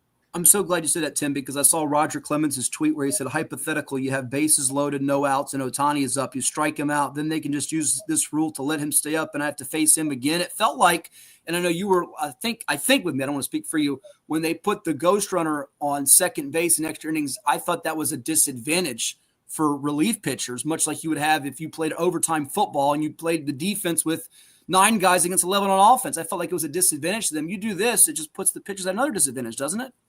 Yes, and I'm not in favor of the ghost runner either. I'm in the minority on that. I'm really surprised how many people in the game think it's a great idea. I'm sorry. I don't see it that way. And with the time that we've cut on major league games with the time clock, which is great. If we cut 30 minutes out for the course of a game, maybe we can play a real extra inning until somebody actually scores a run the way. Some of the greatest games I've ever seen have been 14, 15, 18, 20 inning games. And yes, it taxes the players, but it's okay. They're the greatest players of all time. They should be able to stay out there until we determine a winner without using a ghost runner. Absolutely. Hey, tell the folks, and we'll finish up with you here too. You are the host with your son of Great Game or What podcast. How can they check it out and all the stuff you'll be doing here in the off season? Yeah, it's all over anywhere you get your podcast, Facebook, Spotify, all these places. I'm the worst of all time in telling people how to find it because I can't even find it myself. But I can tell you this, my son Jeff and I have a blast doing this. We laugh and we learn. That's all we do. No heavy lifting, no hot takes. We had a bunch of really good information and a bunch of laughs this year. And we do it instead of once a week during the off season, we're doing every 2 weeks. And on Tuesday, we have the best of our first year on the podcast with the best of all the interviews that we did. The best of Jim Palmer, Johnny Bench, Aaron Boone, Cal Ripken, Tito Francona. We had some marvelous guests, delightful guests, and that will be on Tuesday. That'll be my favorite episode of the year. That's tremendous. And I know greatgameorwhat.com is the website, greatgameorwhat.com. Some Orioles fans actually commented to me. They love the Jim Palmer interview. Saw a snippet, I think, on your Twitter X page. So check it out. Don't feel bad, Tim, though, because Ed, half the time, can't figure out how to get our podcast out there. He asked me to send him the link, and he can send it to people because he don't know how to find it half the time. So yeah. Tim, I'm with you. I don't just get me on it. Don't let me touch no buttons or whatever. Matt's the technical guy. The younger dude should know that already. My generation was something else. So I have no problem with that. I'm in the same boat with you. But I also want to throw this out. One of the greatest books to read. Okay, Tim Kirchin, fascinated. I'm fascinated by Sacrifice Flies. Timmy, other than this book, what other books do you have that people got to get? I've read this a couple times already. Each time I read it, I learn something different. Your love for the game is nobody else has it. And that's what really draws me to it. Well, the book before that one is called "Is This a Great Game or What?" which is the same name as our podcast. This comes directly from my father. He used to say things like that. So it's the name of our podcast. It's the name of my second book. My first book is called America's Game, which is an interactive book with all sorts of cool stuff in it, supplied by the Hall of Fame. So I have 3 books. Hopefully I'll write 3 more before I'm done, but I got to get through this off season first. We got to get Soto signed before you can look anywhere else. Well, Tim, it's going to be busy for you in these winter meetings. I hope the Yankees sign Soto, find us third baseman, get us a first baseman, make a couple good trades. Let's go win what we should have won the World Series, because everybody knows the Yankees are the greatest franchise in baseball. Yeah. Well, hey, Tim, thank you so much. Go ahead. Good luck, Ed, and good luck, Matt. Thanks for having me this morning. Absolutely. Merry Christmas, Happy Holidays, and Happy New Year to you. You too. Thanks. We'll have you again, Tim, as always, and we really appreciate you giving us this time. Happy holidays to you and everybody else. Take care. Thank you, Tim. That is the one only Tim Kirkton, the ESPN Major League Baseball analyst and host of Great Game or What podcast, Hall of Famer with us on the program. We will take a timeout. We've got NFL picks coming your way soon. We'll give you some final thoughts on the state semifinal action. Plus, we've got some more high school basketball sound to sprinkle in before we bid adieu. We thank Tim for spending some time with us on this particular Saturday, State Semifinal Saturday. Anthony Robinson, Phantoms. You know he loves his Phantoms. Says, morning, fellas. Going to be a good one today at 1 o'clock at Darling Stadium as they try to keep the win streak going, getting closer to 50 consecutive wins and that drive for a 4-peat. We'll take a timeout, though, hear from some of the sponsors that make it possible for us to do this with you here on CoVA Sports TV, and that includes Chicho's. Stay tuned.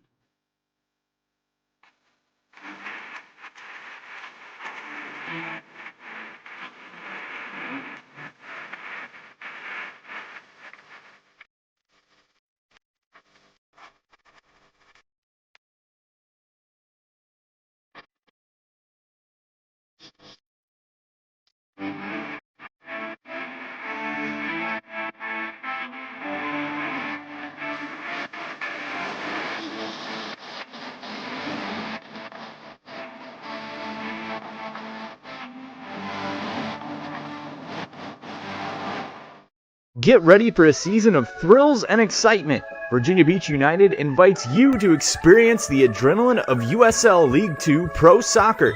Tickets are only $10 for adults, $7 for kids, and children 5 and under are free.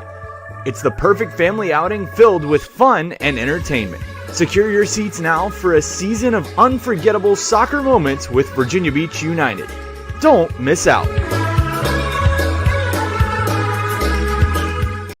What is more? Is it more reps, more strength, more stamina? We say it's all of that, but it's greater than just what's in the mirror. It's about improving your mental and physical health. More is a feeling of achievement, fulfillment, confidence. It's looking better, feeling better, being better, and it's our mission to get you there, because here you are more. One Life Fitness.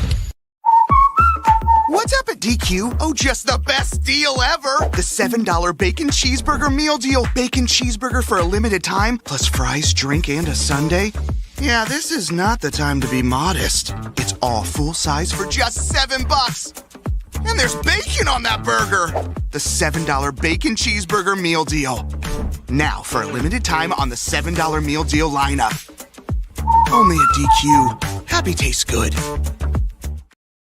Hi, it's talking with Coach Thomas here. Coach, the Western Barons Bruins after their opening night victory over Deep Creek. Coach, you opened up the game forcing a turnover and dunking. Crowd goes nuts. Take me through what's going on the bench, what's going on in your head, all the emotions going on in the first game of the season. Gotta be honest with you. If you have a choice to start a season on, that'll be a way to do it. But that's not my design play. Cam made a great steal.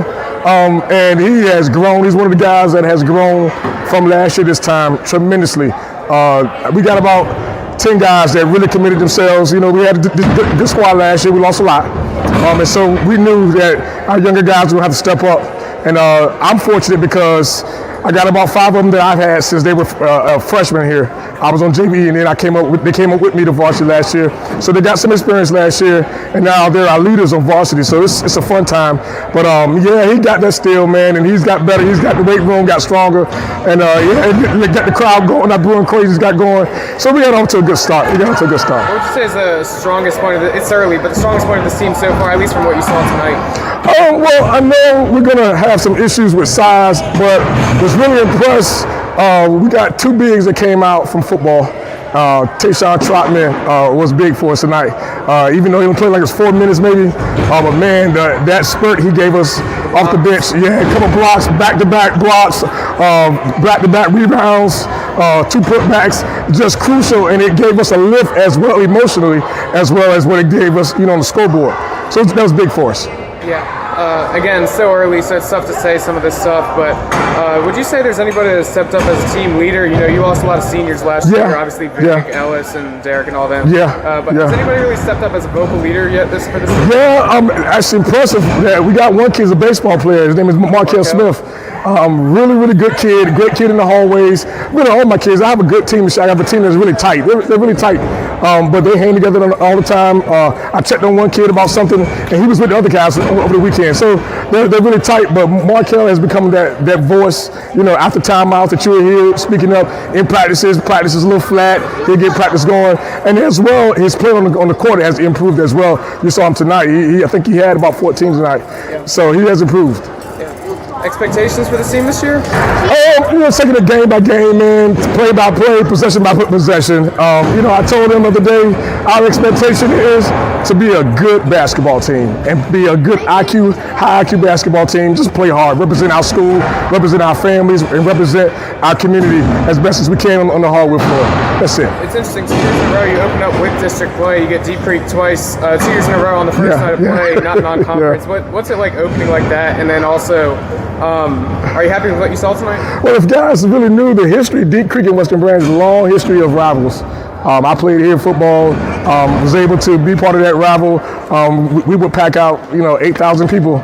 It almost seemed like back then that the game every year, the end of the season, would determine who was going to the playoffs with Deep Creek. And so it's a long rival. And then that coach is a good friend of mine, Coach Falls. We're really good friends. And so it's always good to open up with them because it's just going to give a tough matchup. They got off to a great start, man. They played Monday and Tuesday, played some good teams. They came in 2-0. So we knew we had our hands full tonight. This is 757 Saturday Sports Talk. Here are Matt Hatfield and Coach Ed Young.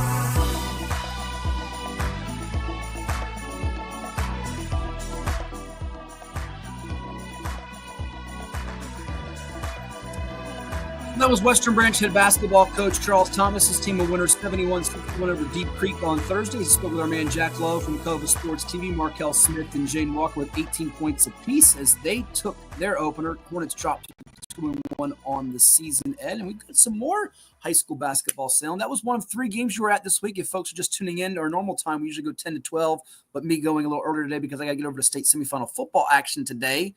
We got a bunch of teams in action we'll get to in a second here with Phoebus hosting Sharando at Darling, Lafayette visiting Kettle Run in Class 3, Strasburg traveling to Poquoson in Class 2, Oscar Smith hosting Colonial Forge in Class 6 in the game. You'll be out in Norfolk with the Maury Commodores, unbeaten defending state champs, taking on the undefeated Green Run Stallions. But we saw a game on Tuesday night in the Peninsula featuring reigning state champions, teams that are trying to get some hardware like the Crabbers and Wolverines got last winter. Yeah, a good opening basketball game, Woodside, Hampton, who I think you're going to see both teams, when it's all said and done, fighting for state championship again in respective divisions in that too. I think you'll see that. Hampton's in 4 and Woodside's in 5. Close ball game till the end. Woodside pulled away, and Matt had an opportunity to speak to the guy in charge over there at Woodside, Stefan Welsh, on the night they got their championship rings from winning that state title. Let's see what Steph had to say with Matt here on CoVA Sports TV. Here with the two-time reigning Class 5 state champion basketball coach of the Woodside Wolverines, Stefan Welsh. His team wins at 68-53. It's always good to celebrate ring night, but it's even better to do it with a win. Tell me about what you guys did at halftime. It was a close game, and in the third quarter, you opened up with a big burst. Yeah, I just felt like we played good enough defense. I mean, we only gave up 26 points at halftime. That's really, really good defense. We wanted to give up 10 to 12 points a quarter. I felt like we did that. I felt like they hit some unbelievable shots, and if they hit those same shots in the second half, they definitely deserve to win the game. I didn't feel like that was likely, so we stuck with our game plan. And it worked out for us. We knew coming into the game we really had to rebound. They were trying to force the ball inside. I thought we did an elite job of being there help early, and when it was time to double, I thought we did a good job of doubling, and I thought the backside help was there as well. Messiah Wells Stevens for tonight hit like 26 points, something like that, going to Radford. It felt like he helped you get in that next gear, just pushing the pace, and you sped them up. Absolutely. I thought early in the game, packed house, ring night, I thought he was pressing, wanted to put on the show. At halftime, particularly, I told him just settle down. Settle everybody else down, get your shooters involved in the game, the floor opened up. And I thought in the second half, we hit some really, really big shots. And the more shots we hit, the wider their defense got, which let him play to his elite ability of getting to the basket and making plays for everybody else. And to that point, he just had one turnover after halftime, 5 in the first half. The X factor, I was just telling your assistant coaches, I thought back in Norfolk State team camp, we know about Silas going to VCU, we know about Messiah, your floor general, but Donnell Deuce Jarrett, he had a few threes tonight, and he's got a lot of upside to him, doesn't he? Absolutely, man. You know what? Deuce is growing every day. We know that when we put him in the game, we bring him in to absolutely score the basketball. He can hit 5 straight, he can hit 7 straight. So, I thought he did a good job tonight of playing within himself. And I thought we did a good job of finding them to get him open looks. And he's going to have a really, really big time year. On any other team in the 7-5-7, he definitely will be a starter. But for us, he is our 6th starter. We just need that change of pace coming off the bench. One more for let you run. It's rare to see 2 big men go at it early in a basketball game. You guys with Silas at 6'9", then with Gavin Kay at 6'8". And I thought, in addition to your transition play, your guards, the speed of the game, Silas's rim protection with 5+ blocks tonight, he really challenged things at the rim tonight. I think that's his most underrated skill set. He can really, really, really protect the rim. Probably didn't score it as much as he wanted to tonight, but he the beauty about his game is he impact the game in a multitude of ways. He rebound. He's gonna be early in help. He's a really, really good passer. And most of all, he's a really, really good teammate. He's not going to force anything. He's going to take what the game gives him. Lastly, take me back to when you played and now as a coach. You won back-to-back as a player, back-to-back as a coach. I'm not sure what the biggest rivalry, maybe it was Bethel, but you guys in Hampton become a rivalry. They're defending state champs. What's this mean to have this game, opening night, 2 defending state champs, kind of celebrate the 7x7 for hoops? I mean, it means everything. We know that, they're going to make another run in March. They're big. He does an unbelievable job with them. He does a great job of making adjustments. And my thing when I'm playing Hampton is I always got to be adjustment ahead. I thought tonight me and my staff were adjustment ahead. And to get that kind of game with this atmosphere open tonight, that's going to carry us, down the season. And, I think, with 7, I think we got 7 sophomores, for them to get to experience this and for a lot of them to be able to play in this environment, I think it's going to help us not only, throughout this season, but when those seniors leave, they're going to be ready to step in and continue to produce at a high level. Now the journey to a 3-peat start. Thanks so much. Absolutely. So that was Stefan Welsh, Woodside Wolverines, a winner over the Hampton Crabbers to open up the season on Tuesday night. It is 757 Saturday Sports Talk here on CoVA Sports TV. Ed, your reaction, and we appreciate Anthony chiming in. I like the interview with Stefan Welsh, whose team you label as the favorite in Class 5. Are they? 2 questions. One's going to be football transferred over from basketball, and one is basketball. One, is Woodside the best team in the 757 for hoops this season, regardless of division, regardless of public or private? I know you bothered some people with this statement in the past that you had. And then second to that, we saw Woodside and Hampton play. What would be the matchup you'd like to see of defending state champs in football next year? We have some teams from the 757 that could play each other. What would you like to see? Maury, Phoebus, Oscar Smith, Maury, fill in the blank, somebody else. It could be 2 teams outside of 757. What would you like to see? Right off the top of my head for football, if everything goes according to plan in the playoffs, or the plan I would like to see, it would be Phoebus and Maury. They've had a benefit game the last 2 years, but you want to see a real game that counts in a regular season game, right? I don't like leaving Oscar Smith out of there, but I just think Maury Oscar Smith would be intriguing. We haven't seen that. That would be right there too. I don't think you go wrong any combination of those. We've seen Oscar 3. Smith, Phoebus. We've seen Maury, Phoebus in a benefit game. Phoebus has played Lafayette. I'm trying to think who Phoebus would be. We haven't seen him play Highland Springs until this year, so that was good to see. I got to think who would be a good one. If the Beach allowed someone like a Green Run to play out of district, Phoebus Green Run would be enticing. But the Beach is play out of district. I know Andy Lynn over there in Lafayette would love to be included in that. Yes. He has a long time, great program, and he's not going to back down for nobody. That he would like to jump in there against whoever. It's unfortunate you can't do it. A cool game would be Lafayette Kings Fork. I don't think we've ever seen that. That'd be a pretty cool game. Yeah, it's unfortunate you can't do in football what you can do in basketball, because you could play, you could get all those teams together for a showcase and for a couple days and mix and match. Ooh, that's a good one from A-Rob. He says Verina Smith. Now, we've seen that in basketball in our Virginia Preps Classic, but we've not seen that in football. So if they were to both somehow win, or even they don't win it, that'd be a good matchup to see, Verina and Smith. That'd be pretty cool to see. You could, if we go up into the Richmond area, you're looking at Verina, you're looking at Highland Springs. Yep. Maury played Highland Springs, so sure. Huguenot will be really good next year. They lose a lot, but they'll be really good next year.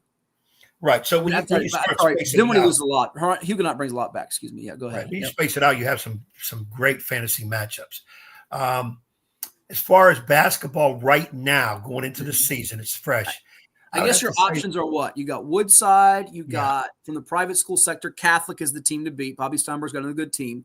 The Beach, it's Landstown, Green Run, although Green Run got tripped up by Kellum last night. The Eastern, pretty wide open, but you like Maury. Church looked good with Sincere. Jones is going to Virginia Tech. Norview, Lake Taylor, kind of a battle royale there. No dominant team. Southeastern, it figures to be Oscar Smith as the team, but you saw Kings Fork up close and personal. They're no slouch. And the Peninsula, it's Woodside, Hampton, 2 defending state champs. Bay Rivers has some good teams. Lafayette's good. Bruton's good. I'm not sure he's at that elite level. So it feels like it's Woodside right now, yeah? Yeah, I would say Woodside. You hit them pretty much all the ones I would say going in, because a lot of them were the ones coming out from the end of last year. Right. And I don't think they've dropped that much. What you really got to wait for to see what's going to happen is who's stepping up. You know what? We're both wrong. Woodside might be the best boys team in the area, but they're not the best team in the area. It's the Princess Anne girls. Have you seen what they've done through 2 games? Holy mackerel. We didn't even get into girls basketball yet. And yes. Holy mackerel. Did you see what they did last night? Yeah, it was what, 95 to 8. It's funny. I actually had someone text me the final score of the Princess Anne Kempsville girls game. Kempsville's they're not a bad program. It was 85-9. And I said back to the person, that might be one of their closer games. And they've given up 14 points in 2 games at 2 games. And salute to Princess Anne's administration with Todd Tarkin and the principal and the admin over there. They have officially named that the Dozier Dome in honor of their living legend coach, Darnell Dozier. He deserves that. It's now called, it was referred to jokingly as the Dozier Dome, but it is now officially the Dozier Dome. Put it on the court, put it up on the wall, deserves it. He does. The man got more rings than all the bathtubs in 757.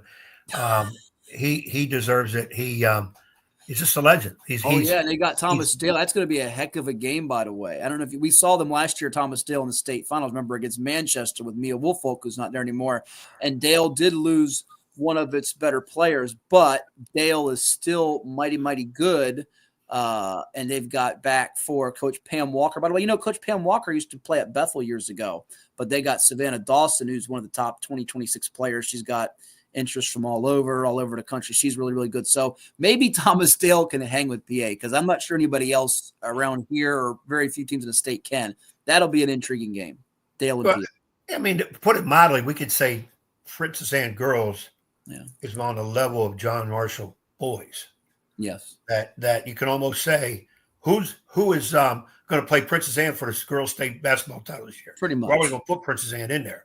And he's going for his 15th state championship ring. Yeah, I think he's going for his 15th. Yeah. Yeah, it becomes mundane because we just figure they're there. And the excitement is who's going to play them. And Darnell does the right job of going out as much as he can to play other teams, that he's not locked into that Beach district schedule, so that his squad can get tested. So all the big ones are going to do that. When you have a super team, you've got to play some super other teams are from different areas. It's extremely important. It's always big on those showcases and also traveling to different tournaments to have that type of competition, because you may not get it day in and day out in your own area. It's just the way things are.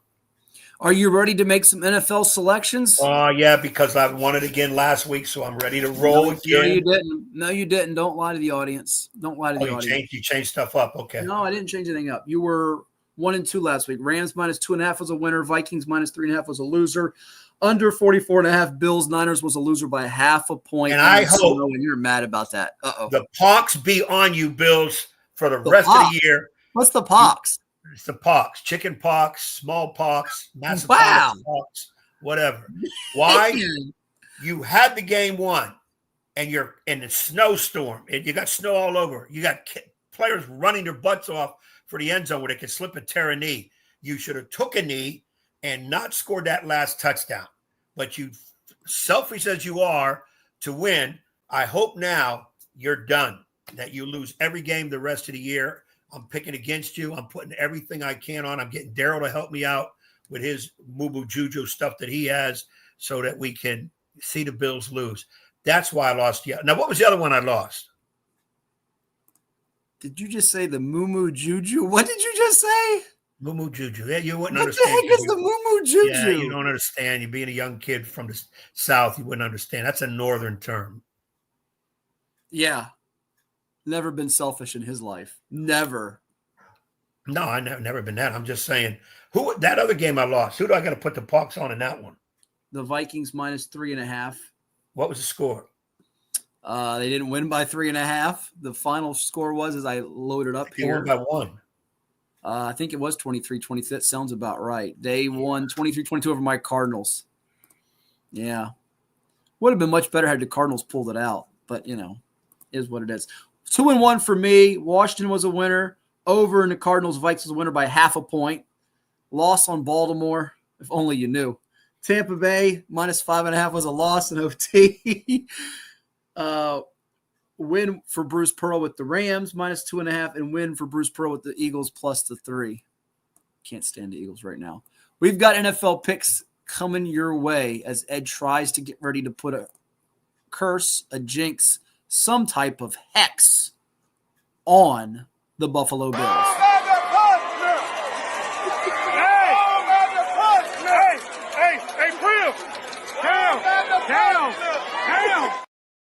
Yep, go on back to Portsmouth. That's what you're saying. Go on back to Portsmouth. Hey, your buddy Don chiming in.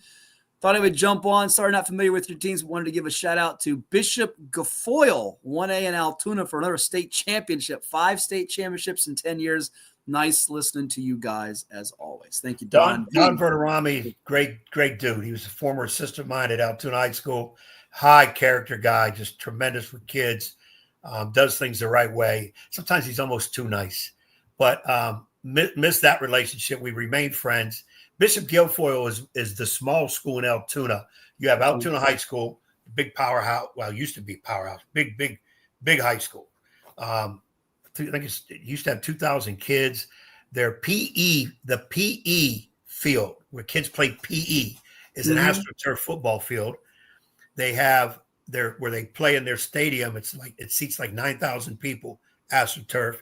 And then they have outdoor basketball courts in front of the school with lighted scoreboards where they play the summer league games. And there's 4 courts there. Don has been an official in the past, did a lot of refereeing games in the area there. And Bishop Guilfoyle is the little school. It would be in this area to be a single A. Altoona would be a 6A. And BG, they don't play each other a lot in sports because BG has hammered them at times. And the Altoona people hate BG. BG hates Altoona, all that kind of rivalry stuff.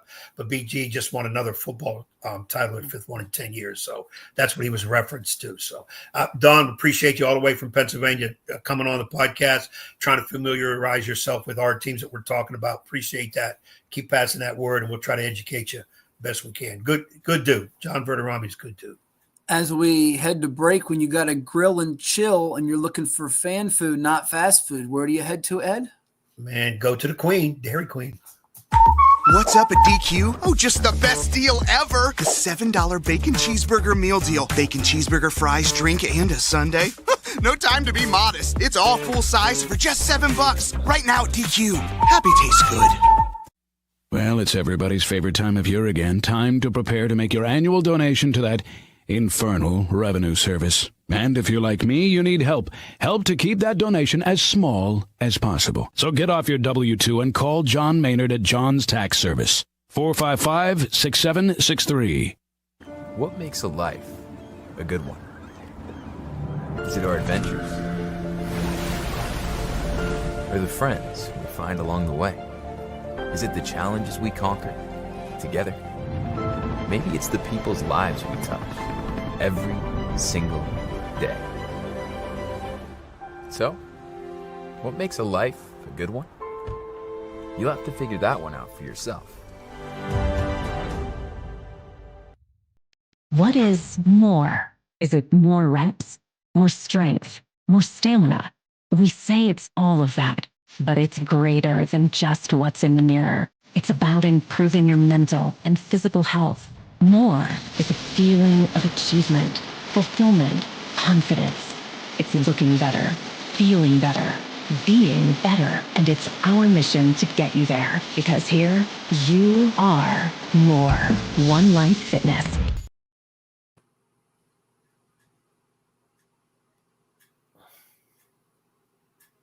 Like my skin is like you're making me uncomfortable. Like I don't know what you're talking about.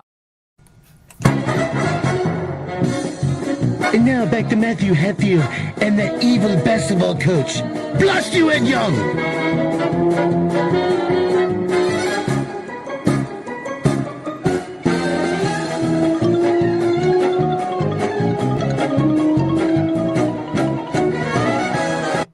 And we're back here on 757 Saturday Sports Talk. Like, share, and subscribe to our CoVA Sports TV YouTube channel. It's now time for the NFL picks on this particular Sunday, the 7th day of December, 18 days away from Christmas. Oh, will Santa Claus bring me what I want? I sure hope he does.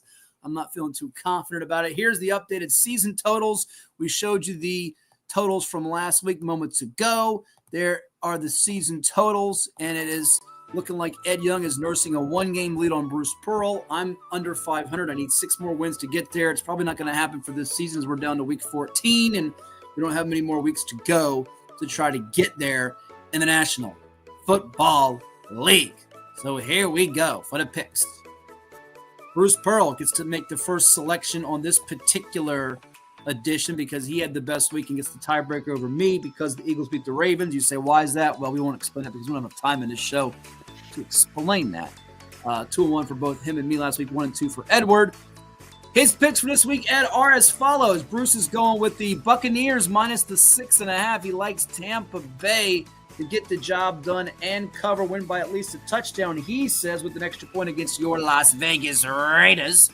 Miami minus the 5.5. Dolphins have been playing better, except that Thanksgiving Day performance on defense. They play the Jets, the hapless, hopeless, helpless Jets, Jets. Who knows if Aaron Rodgers will be back come next year. And he's going with the LA Chargers to beat a Kansas City team that has not covered a spread in an awful long time. LA, a 3.5-point pup on the road at Arrowhead for Sunday Night Football on NBC and the Peacock. So those are the picks, and I get to go with the first selection here.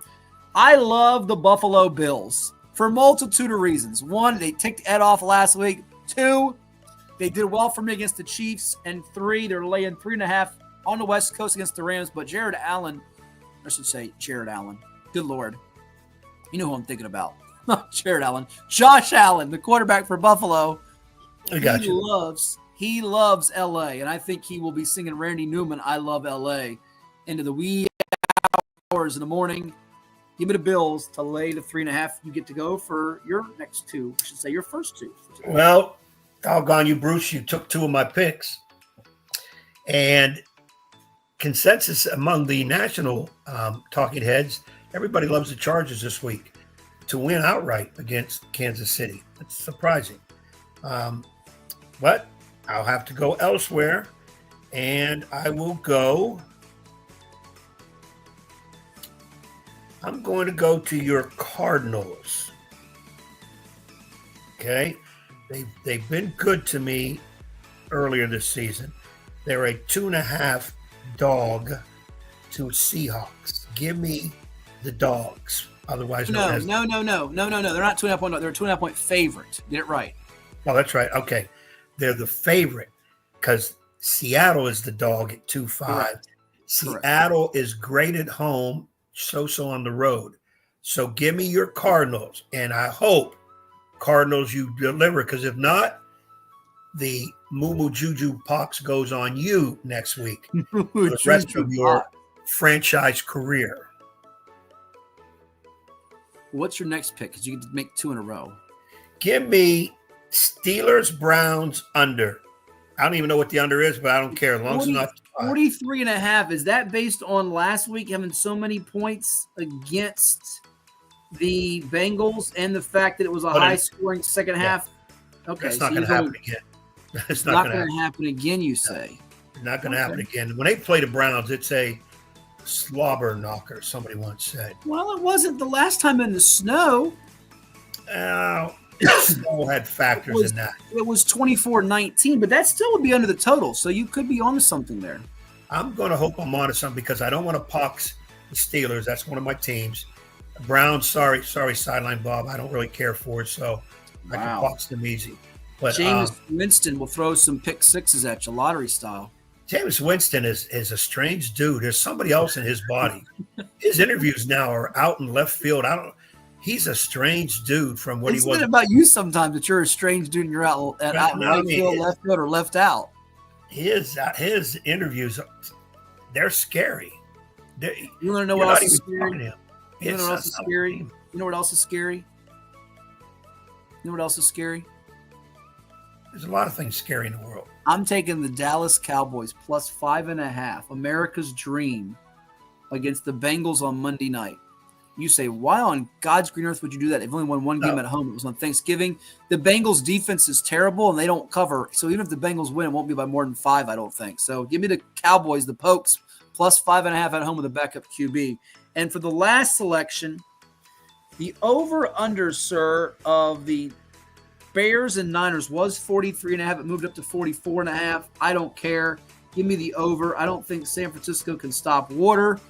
And the Bears, I think, will give up a lot of points. I think this will be an over game. Give me over 44.5 with Bears and Niners for the last pick. And you get to make one more selection to close out this show. I'm going to go with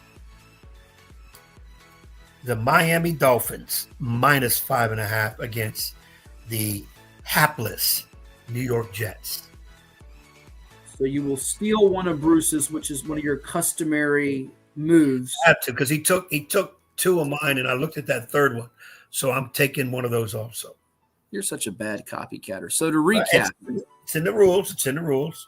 You like to stretch the rules and bend them as much as you can. To recap, Bruce Pearl's going Bucks minus 6.5, Dolphins minus 5.5, and Chargers plus the 3.5. Ed Young's going with the Cardinals minus 2.5, Dolphins minus 5.5, under 43.5 with Brown Steelers. I'm going Bills minus 3.5, Cowboys plus 5.5, and over 44.5 in Bears Niners. And that will do it for this latest installment of 757 Saturday Sports Talk on CoVA Sports TV.